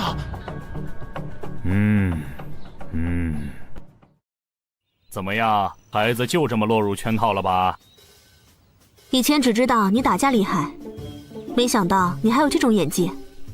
本尊面对的敌人不仅武力超群，智谋也是绝顶。若是没脑子，怎能突出重围？不行！为什么？若是我拜了前辈为师，在道宗的辈分岂不是乱了？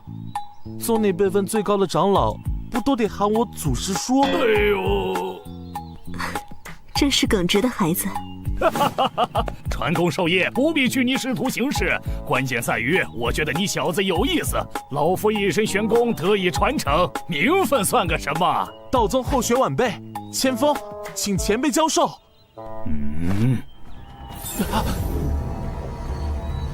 这就开始吧。前辈，我该做些什么？方法要说简单，可说是简单到了极致；但要是说难，又难如登天。也许会要了你的小命，你敢吗？喂，你可没告诉我会有生命危险。我明白你的意思。作为师父，希望收到值得托付的弟子，而作为父母，却又担心孩子的安全。但是你我能成长至今，哪个不是经历生死考验？我们打下这个和平的天下，不就是为了让子孙后代们不用再面对这些吗？天下的和平由我们开创，但是未来需要他们这年轻一辈来守护。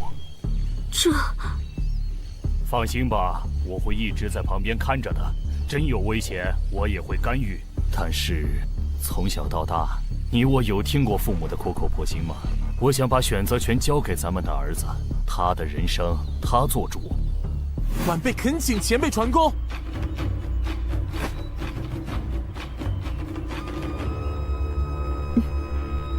好，开始吧。此法仅需2步。2步？只因你我周身丹田经络异常坚韧厚重，故而元气出生便从窍穴散出，无法凝聚。若要筑基结丹，只需以大力封闭周身窍穴，如同吹气球一般，强行撑开经络，使气聚之于内。就这么简单？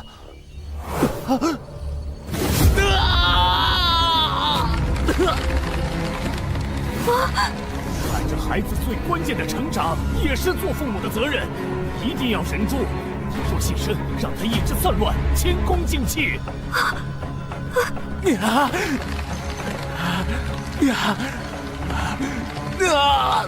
现在是考验你意志的时候。被强行撑开了厚重的经络和丹田，会让人犹如割肉削骨。若是扛不住，你随时都可以放弃。这些年来，明知没有希望，我都在咬牙坚持。现在怎么可能放弃？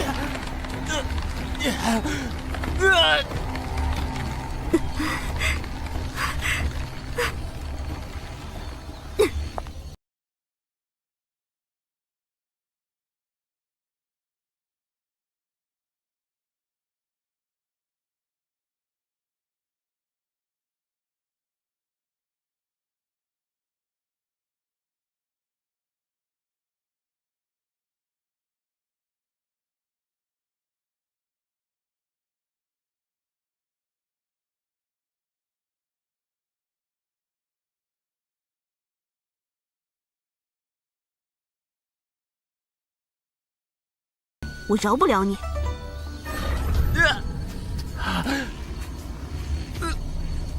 冥界封锁魔力出，傲骨刃刺苦寒来，任尔东西南北风，千消万息神明灵。加油啊，儿子！虽然这是你我第一次以这种方式相见，我却从你身上看到了我年少时的倔强。本尊，爹会陪着你走下去的。2天后。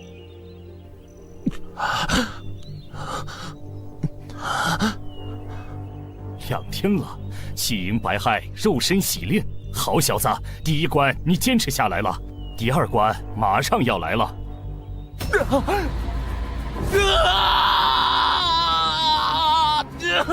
来了，第2关心魔劫，由于丹田经络极其厚重，压力极大，气冲百骸之后，会在一瞬间从炼气到重击，乃至结成金丹。期间心魔乱象丛生，会远超过常人修士。若是意志不够坚定，就会神志溃散。加油啊，孩子！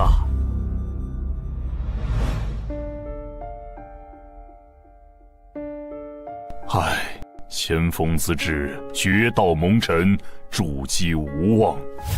哇，他可是咱们掌教的儿子啊，居然这么废，真是丢了他娘的脸。谁知道他是不是掌教亲生的呢？没有爹，搞不好是掌教捡回来的。小声点，要是他再废，也比你强，有个好娘啊！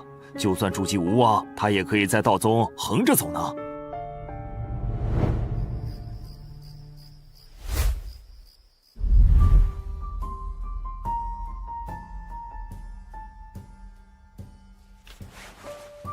唉，孩子，这里的经卷老夫都背得下来，没有你的希望。唉。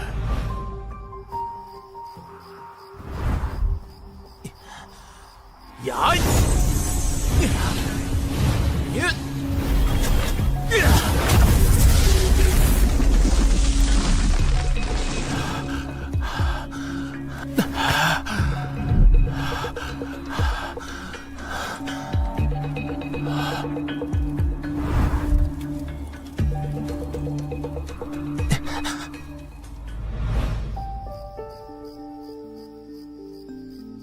娘，我找到办法了。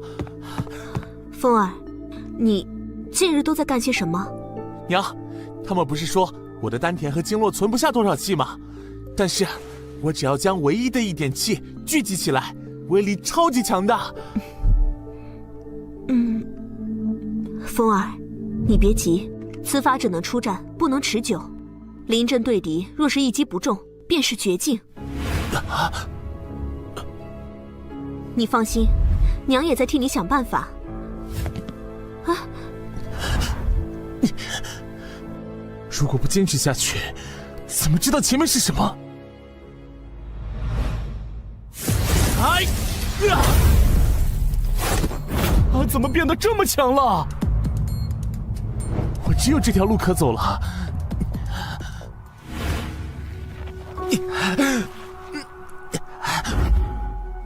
区区小技，只要躲过第一击，你便是砧板上的鱼。只有这条路可走了，没有其他希望了。继续修炼，能多储存一些气就多储存一些。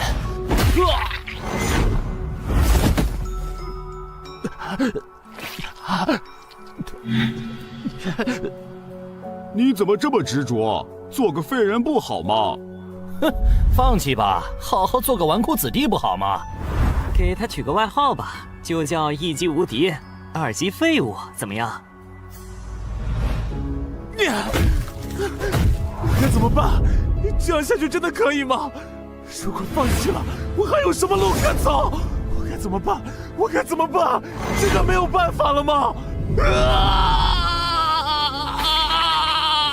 不行，我不行，我是废物！爬星通，挡星魔，别被表象所扰，去想你想要变强的本心，那便是你的道心本源。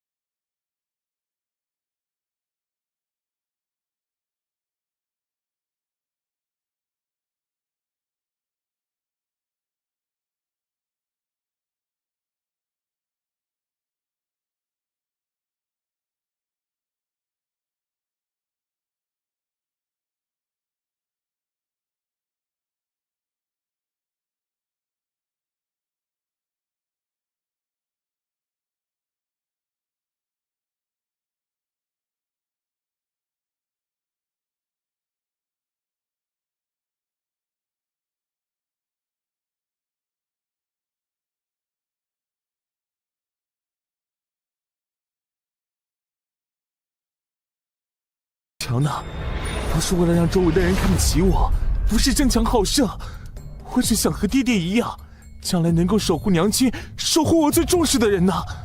其他人的嘲笑与我有什么关系呢？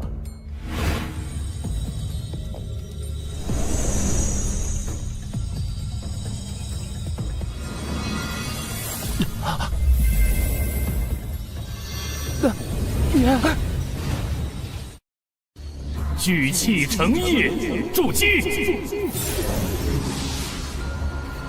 凝精化固，金丹乃成。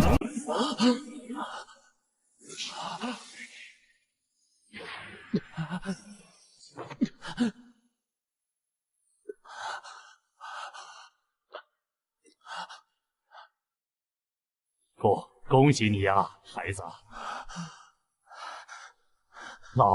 老子的传人要让这天下为你震动。前辈，天风修行，不为功名，不求名扬天下，只求无愧于心。哈哈哈哈哈哈！好孩子，那便行你的道。前辈，你怎么了？不打紧，不打紧，老夫寿元将近。能得了你这个传人，也算欣慰。只是老夫一生征战，一生孤独，临终前还能有你陪在身边，老天也算待我不薄。虽然你不愿意拜我为师，甚是可惜呀。千方碍于道宗辈分，不能拜前辈为师。千方自有父亲亡故，今得前辈脱胎造化之恩，不知千方能否喊前辈一声义父？老夫临了还能有此孩子，甚是有幸啊！义父在上，请受孩儿一拜。好孩子，让为父好好抱抱你。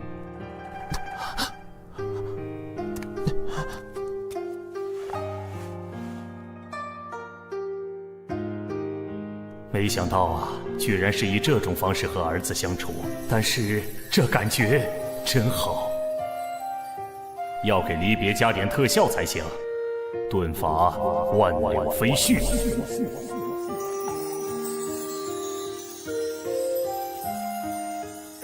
义父，别了，我儿，替为父好好看遍这个世界。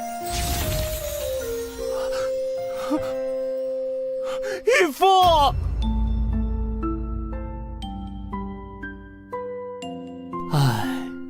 本尊这该死的演技呀！接下来该给孩子一个完美的收尾了。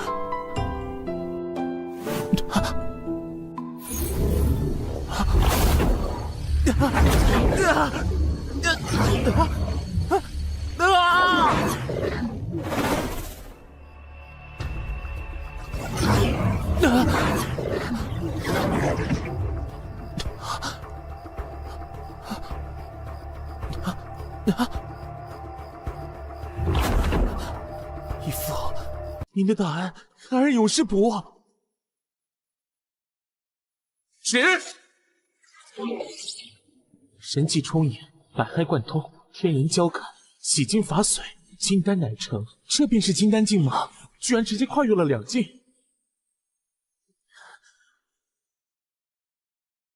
起！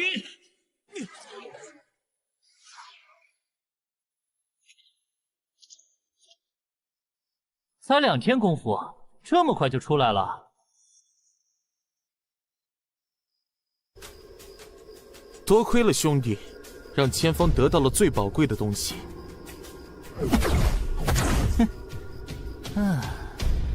哦，金丹，你居然结成了金丹！难怪你会说宝贵，这真是捡了大漏了。你到底是有什么奇遇呀？本少可真是没有白等啊！眼里只有境界和实力的你，是不会理解我视为最宝贵的东西是什么的。强者为王，不就是这个世界的真理吗？现在的你才配和我一战。你小心了，我刚刚掌握的这份力量，自己还不熟悉。别以为你那废体初入金丹就可以打赢本少，越级打怪什么的不是天才的基本配置吗？本少才是真正的天选之子啊！混元到底，强入化神。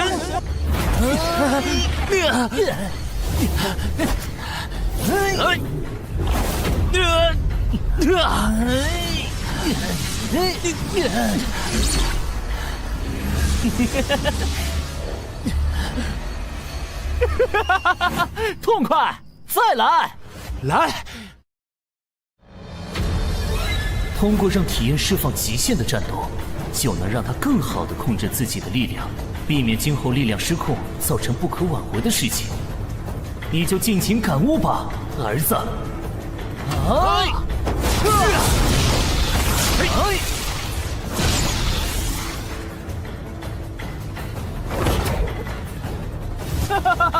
好小子，这次就算我们打个平手，敢不敢报出你的名字？本少还会来找你的。道宗弟子，前方随时恭候。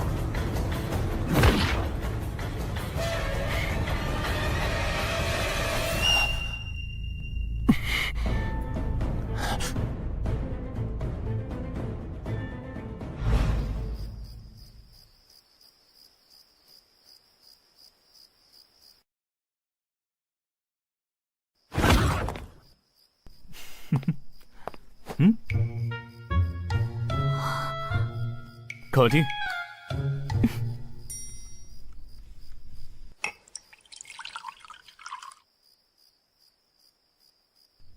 谢谢。喂，你突然露出这么温柔的样子，我很不习惯啊。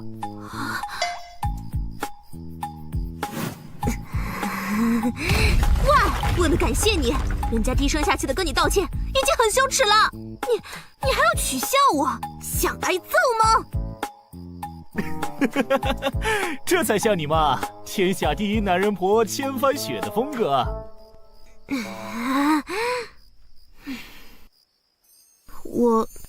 我真的很像男人婆吗？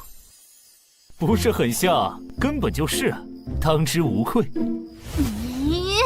想当年，道宗天下行走千帆雪，走遍神州大地，惩奸除恶，对抗魔教，外遇强敌，哪里都有你的身影。那份不输男儿的气概，不惧生死的勇敢，说话直来直去，一根肠子通到底。无边墙上一声吼，震退10万虎狼兵，当得起豪杰2字。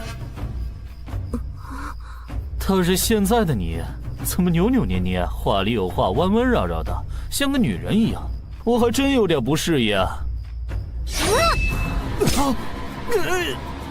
喂，你干什么？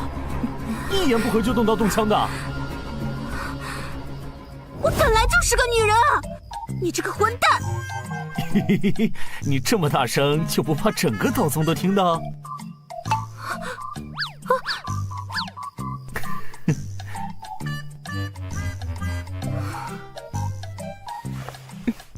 对不起。喂，你这整晚的都在干嘛？有话直说呀，干嘛突然跟我道歉啊？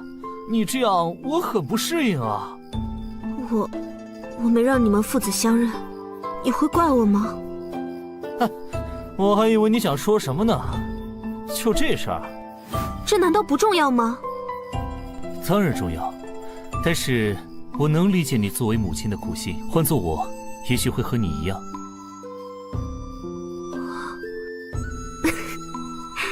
真像你的风格。喂，我什么风格啊？这么多年了，我还不知道我在你眼里是什么风格呢？说我听听。有眼无珠，神经大条的笨蛋。啊！不过，是个真男人。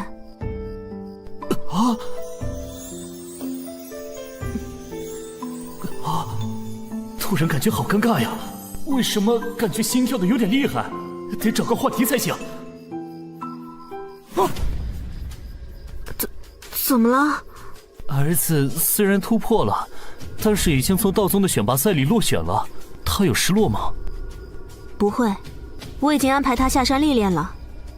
正好有件事可以让他去处理处理。哦，儿子都还没下过山，他能应付得过来吗？魔宗叶焕焕的女儿离开了斋天阁，大闹河间道的名剑山庄。反贪！你说什么？你干嘛啊？一惊一乍的。儿子呢？快让他回来！已经让他下山了。魔，摘天阁叶幻幻，那可是狡猾的像只狐狸。我怕儿子会吃亏，你不担心吗？儿子现在能够打平越两境的对手，有能力自保，死不了。就算吃亏了，也算是见识江湖的尔虞我诈，我不担心。倒是你紧张什么？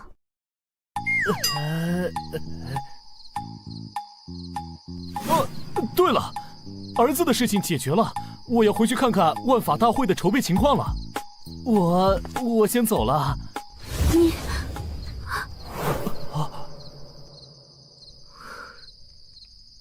快滚吧！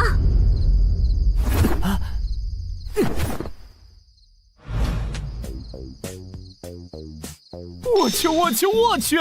怎么会发生这么狗血的事情？女儿头脑灵活，诡计多端，防不胜防。儿子刚刚跃进升级，堪称他们这一代弟子的顶尖，但是性情耿直，要是一个不小心，谁受伤都太糟了。对了，找叶幻幻去，让他把女儿带回家不就好了？不愧是本尊，身经百战，再难解的事情也能轻松搞定。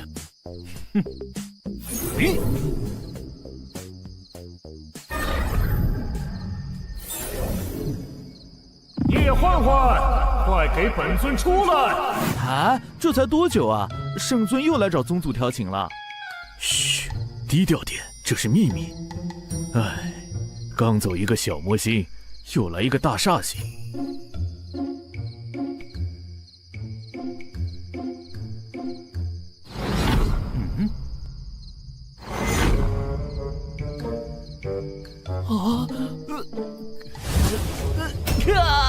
喂，你干嘛穿成这样？下面还有人看着呢。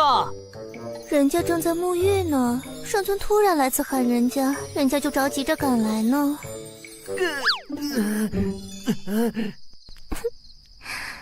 这才分别几日，圣尊怎么又来找人家了？快进去，先把衣服换好再说话。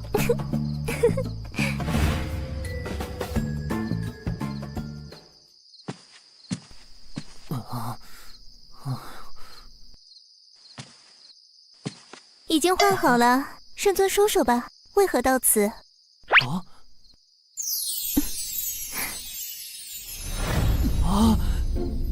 以你这狡猾的智慧，怎会猜不到？人家又不是圣尊肚子里的蛔虫，也不善他心通，怎么可能知道呢？女儿是女儿的事啊，你怎么会不知道？玲珑怎么了？她离开了斋天阁，现在正在外面到处捣乱啊！据说把那河间道第一大门阀的明剑山庄搞得鸡飞狗跳的。这野丫头居然跑出去了！我说怎么好几天都不见她了？喂，你不担心女儿吗？明剑山庄是到处找人来对付女儿啊！你是担心咱们的女儿呢，还是担心明剑山庄呢？当然是担心女儿啊！明剑山庄已经把求援令发到了道宗，千帆雪已经派人下山去了。道宗派了谁出马呀？要是没点厉害的本事，碰上玲珑恐怕也会倒大霉呢。到时候我还真想看看千帆雪会是什么表情呢。他派了我和他的儿子。这真是太有意思了！喂，你还笑？要是他们俩打起来，谁受伤了都不好。千峰他不是无法筑基吗？千帆雪怎么敢派他下山的？因为我……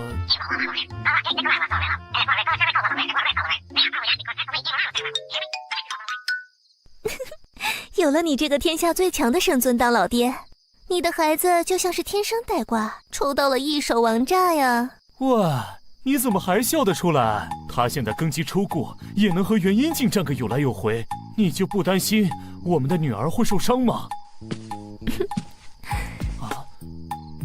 圣尊天下无敌，我这个小小女子不也是在圣尊手下活得好好的吗？咱们女儿的手段和智慧，可是连我都自愧不如呢。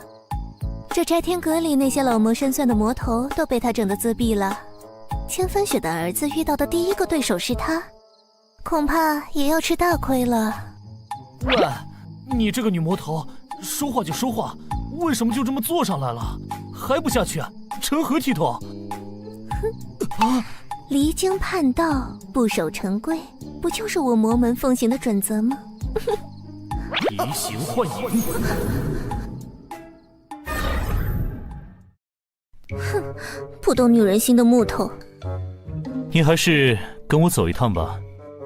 干嘛？去把女儿接回来。他们俩谁受伤了都不好，最好的办法就是别碰头。我不去，人家的教育理念可是放任自由型。喂，少来这套少女撒娇，你也不小了，而且我可不是和你商量，必须走。真是个霸道的男人。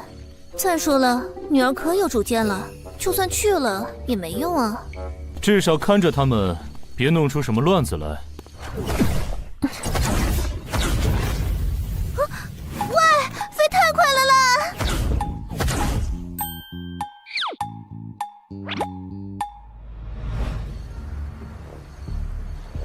到了。天剑山庄是江南一带根源深厚的修真世家，可以追溯到400年前五龙争珠的时候，一直保持中立，对外也非常低调。我们至今也没有探明他们的底细。他们背后的势力还未出手，便求助道宗等派前来援助，背后也有不少疑点。啊，我们快去！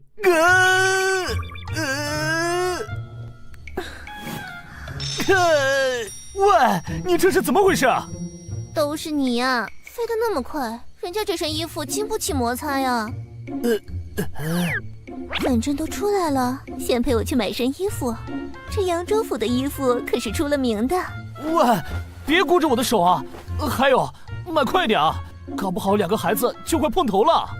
知道了，知道了，衣服的钱得你掏。省着点啊！神州百废待兴，到处都是用钱的地方，就算是我也很节约的。知道了，不过你得帮我挑哦。真是个没情趣的男人，难怪单身到现在。我只是一直忙着战斗，一统神州之后，又要忙着安定这个国家，没时间考虑自己的事而已啊。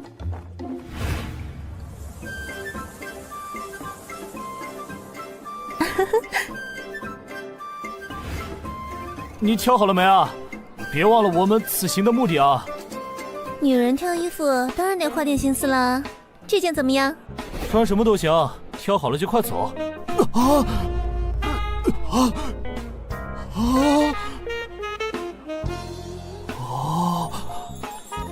喂，到底好不好看啊？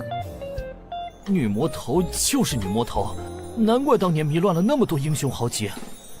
可就是迷不了你呀。到底是人家的魅力不够，还是圣尊你有别样的兴趣？啊！你想什么呢？我只是有红月在身，哪有时间顾儿女私情？选好了就走吧。就是腰上有点松，这里有点紧。唉，没有它适合我的尺寸呢，果然还是要定制的才行。那就等把女儿的事情处理好，我再给你定制一套。这可是你说的哦，那就走吧。别弄得好像出来旅游一样啊！怎么找女儿？你们安插在这里的探子呢？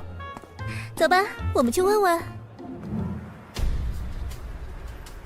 回禀圣尊，教主，玲珑小姐不久前突然失去了踪影，连带着一个道宗想要找小姐麻烦的傻小子，以及暗中跟随保护小姐的我教护卫，也都消失不见了。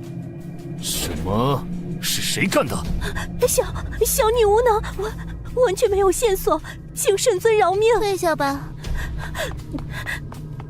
女儿那么机灵的人，还有我儿目前的修为，能够让他们这么悄无声息的失踪，背后的人不简单啊！你怎么那么淡定啊？我有什么好担心的？一来我相信我们的女儿，她可不是个会落入别人陷阱的人。也许是她自己为了什么目的设计让对手抓住了她。二来嘛，这不是有你这个天下无敌的圣尊吗？找人这点小事还不是手到擒来？对啊，突然当了父亲，紧张的差点道心不稳，真是关心则乱啊！看我的，我马上找六感全开，全知法界。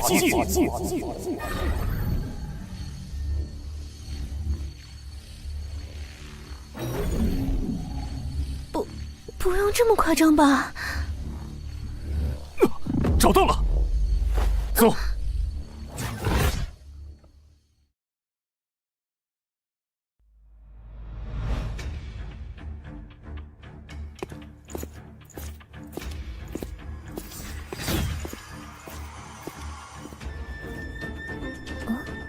人在哪儿呢？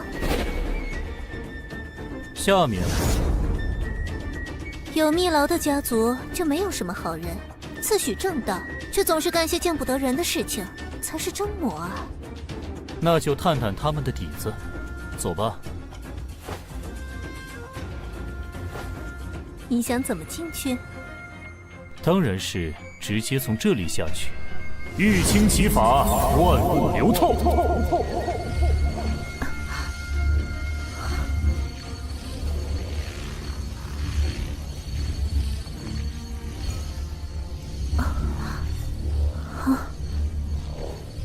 这和土遁不一样啊，是什么法术啊？自从误打误撞进入这玉清之境，本尊对这个世界的本相有了全新的认识。比如这世间万象，看似有如实质，实则万物皆空相，包括我们的身体都是。于是我做了多次尝试，意外地开发出来这个全新的法术，可以穿透这世间万物，就如流水过山而透。真是有趣的法术啊！你说的这个和500年前上一次文明里的一些研究成果可以互相印证啊。哦，从认识你开始，你就一直在追寻上古文明的线索呢。500年前的终结之战后，大部分信息被摧毁了，但是仍旧留有不少遗迹，其中就有那个时代的人们对这个世界本真的研究文献。比如他们发现构成我们这个世界的基本单位是一种叫做原子的东西，原子内部99%都是空的，所以和你说的几乎一样呢。确实有意思，等到带回孩子们，你能再跟我详细说说你的发现吗？好呀。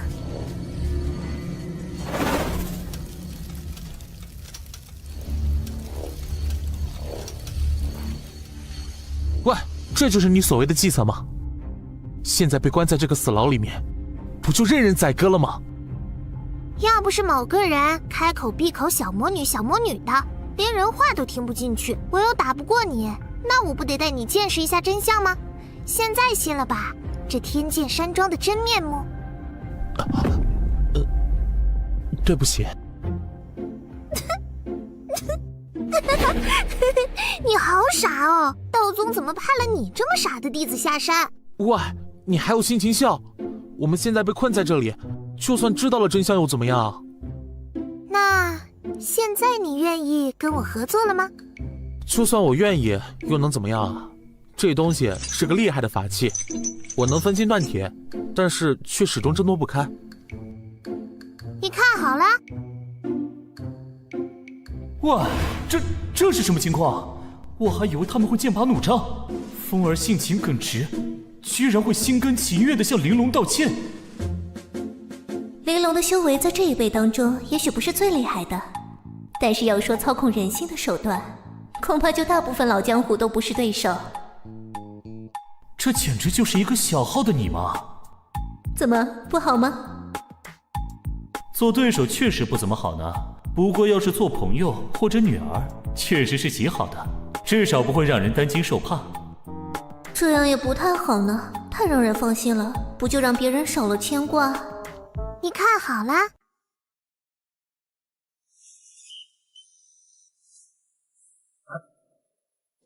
你在干什么？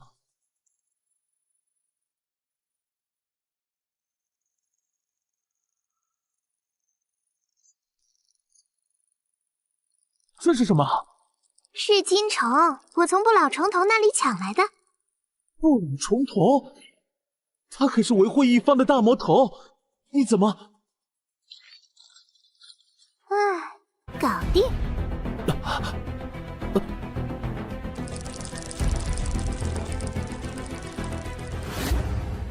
怎么，很好看是不是？我不是，我只是看。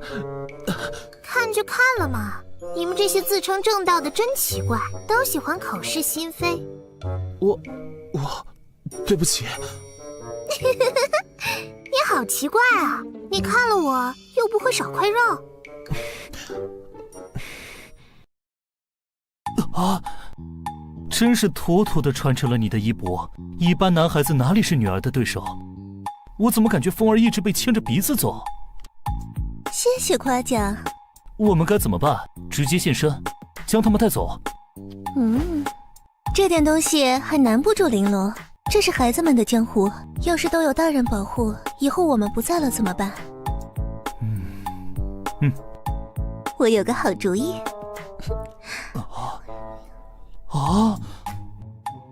真有你的，那就这么办吧。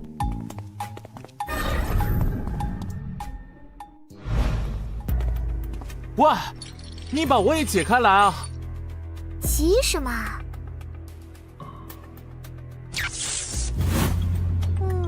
他们在门上施加了雷电结界。切，这些偷鸡摸狗的家伙们都喜欢搞这些玩意儿，一点新意都没有。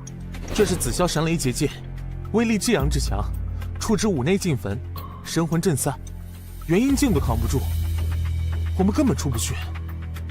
你懂得还挺多的嘛。我曾经毫无修为，于是便读道宗典籍寻求出路，其中阵法一门也颇有研究。你读书读傻了吧？这种破阵怎么可能拦得住人？捂好耳朵哦。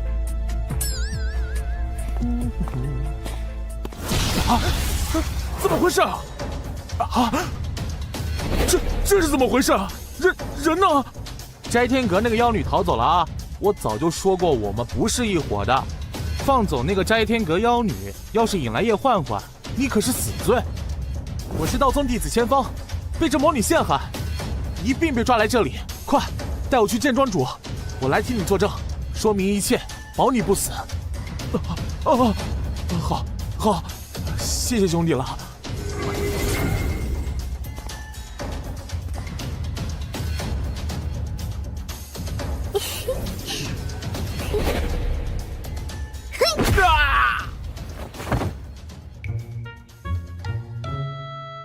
轻松搞定，我就说吧，这玩意儿哪里能困住人？千锋甘拜下风，快帮我解。拜拜。喂，你干嘛？干嘛？离开这里寻宝去啊！你把我也放了。放了你，继续给我添乱。你们这些正道中人，不是比我们魔门还要狡诈，就是一根筋尽添乱。人家明明告诉你，这天剑山庄偷偷抓人是要炼丹，你偏不信。对不起。切，你这种刚出山门、初入社会的乖宝宝，没想到的事情多了去了。是我天真了，我没想到天剑山庄自诩名门正派，竟然会做出此等勾当。只要你答应我，接下来一切都听我的，我就放了你，怎么样？只要不违背江湖信义，我都听你的。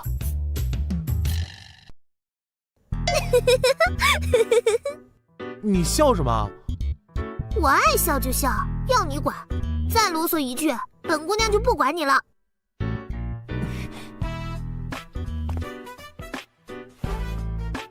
真听话，这才是好玩具，乖。别靠那么近啊！别摸我头。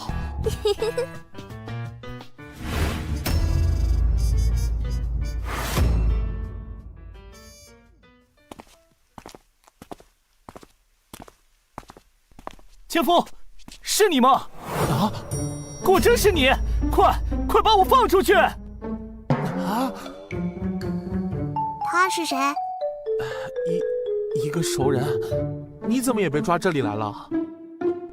这个嘛，我和师兄回门路上误打误撞进了一处山洞，发现里面有人拿活人炼制人傀儡。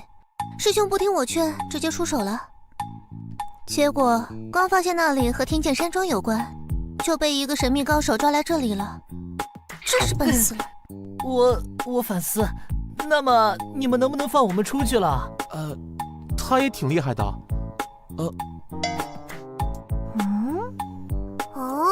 这么巧的吗？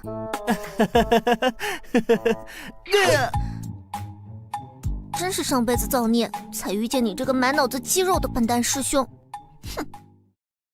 妹妹，你把我们放了，我们都听你的。这天剑山庄高手如云，多一个帮手也是好的嘛。好吧，不过先说好了，要是找到宝贝，不许跟我抢哦。成交。你们等我一会儿，我拿下我的包包。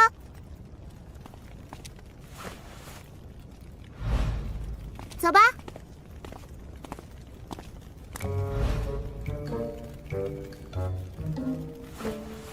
喂，你到前面去探探路。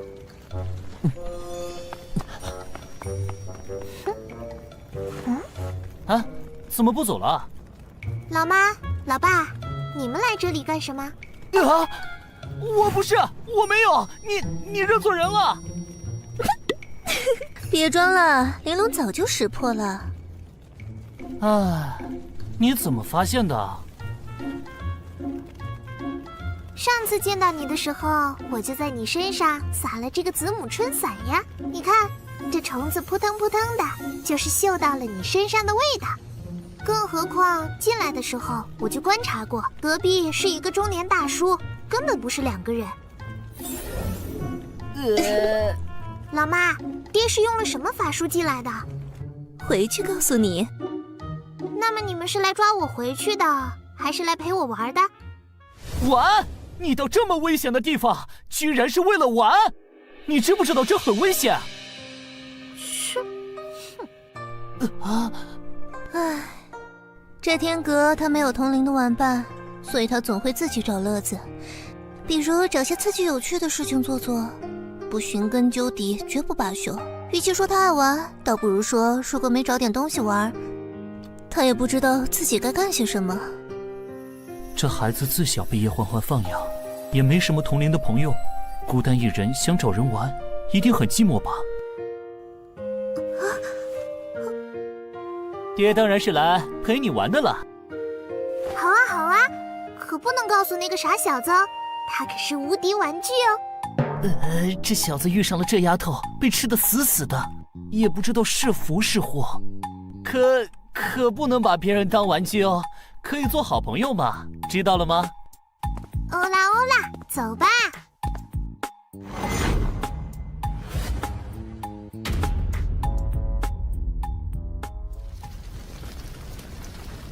着火了！快来人啊！快灭火！快来灭火！快点，这边来！这边！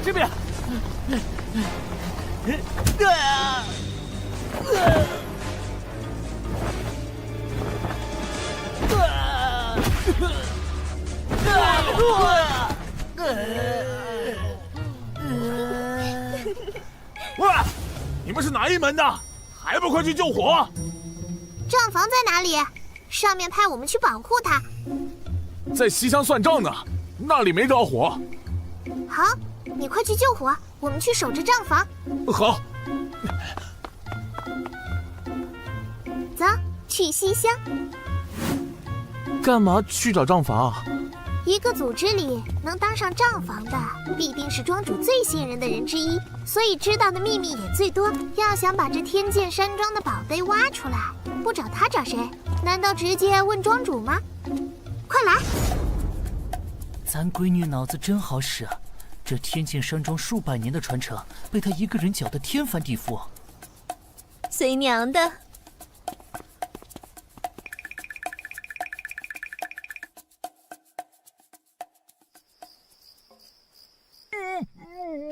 大规模的人口买卖做成活人试丹之用，难怪天剑山庄的丹药品性冠绝江湖，还出了如此多的高手。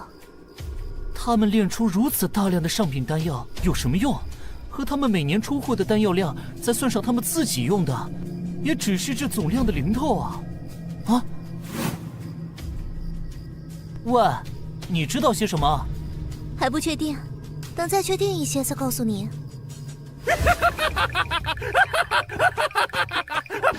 住手啊！我真的不知道庄主的密室在哪里啊！我只是个管账的。喂，你来，酸爽加倍。这，你可是答应过人家的哦，男子汉大丈夫，言而有信。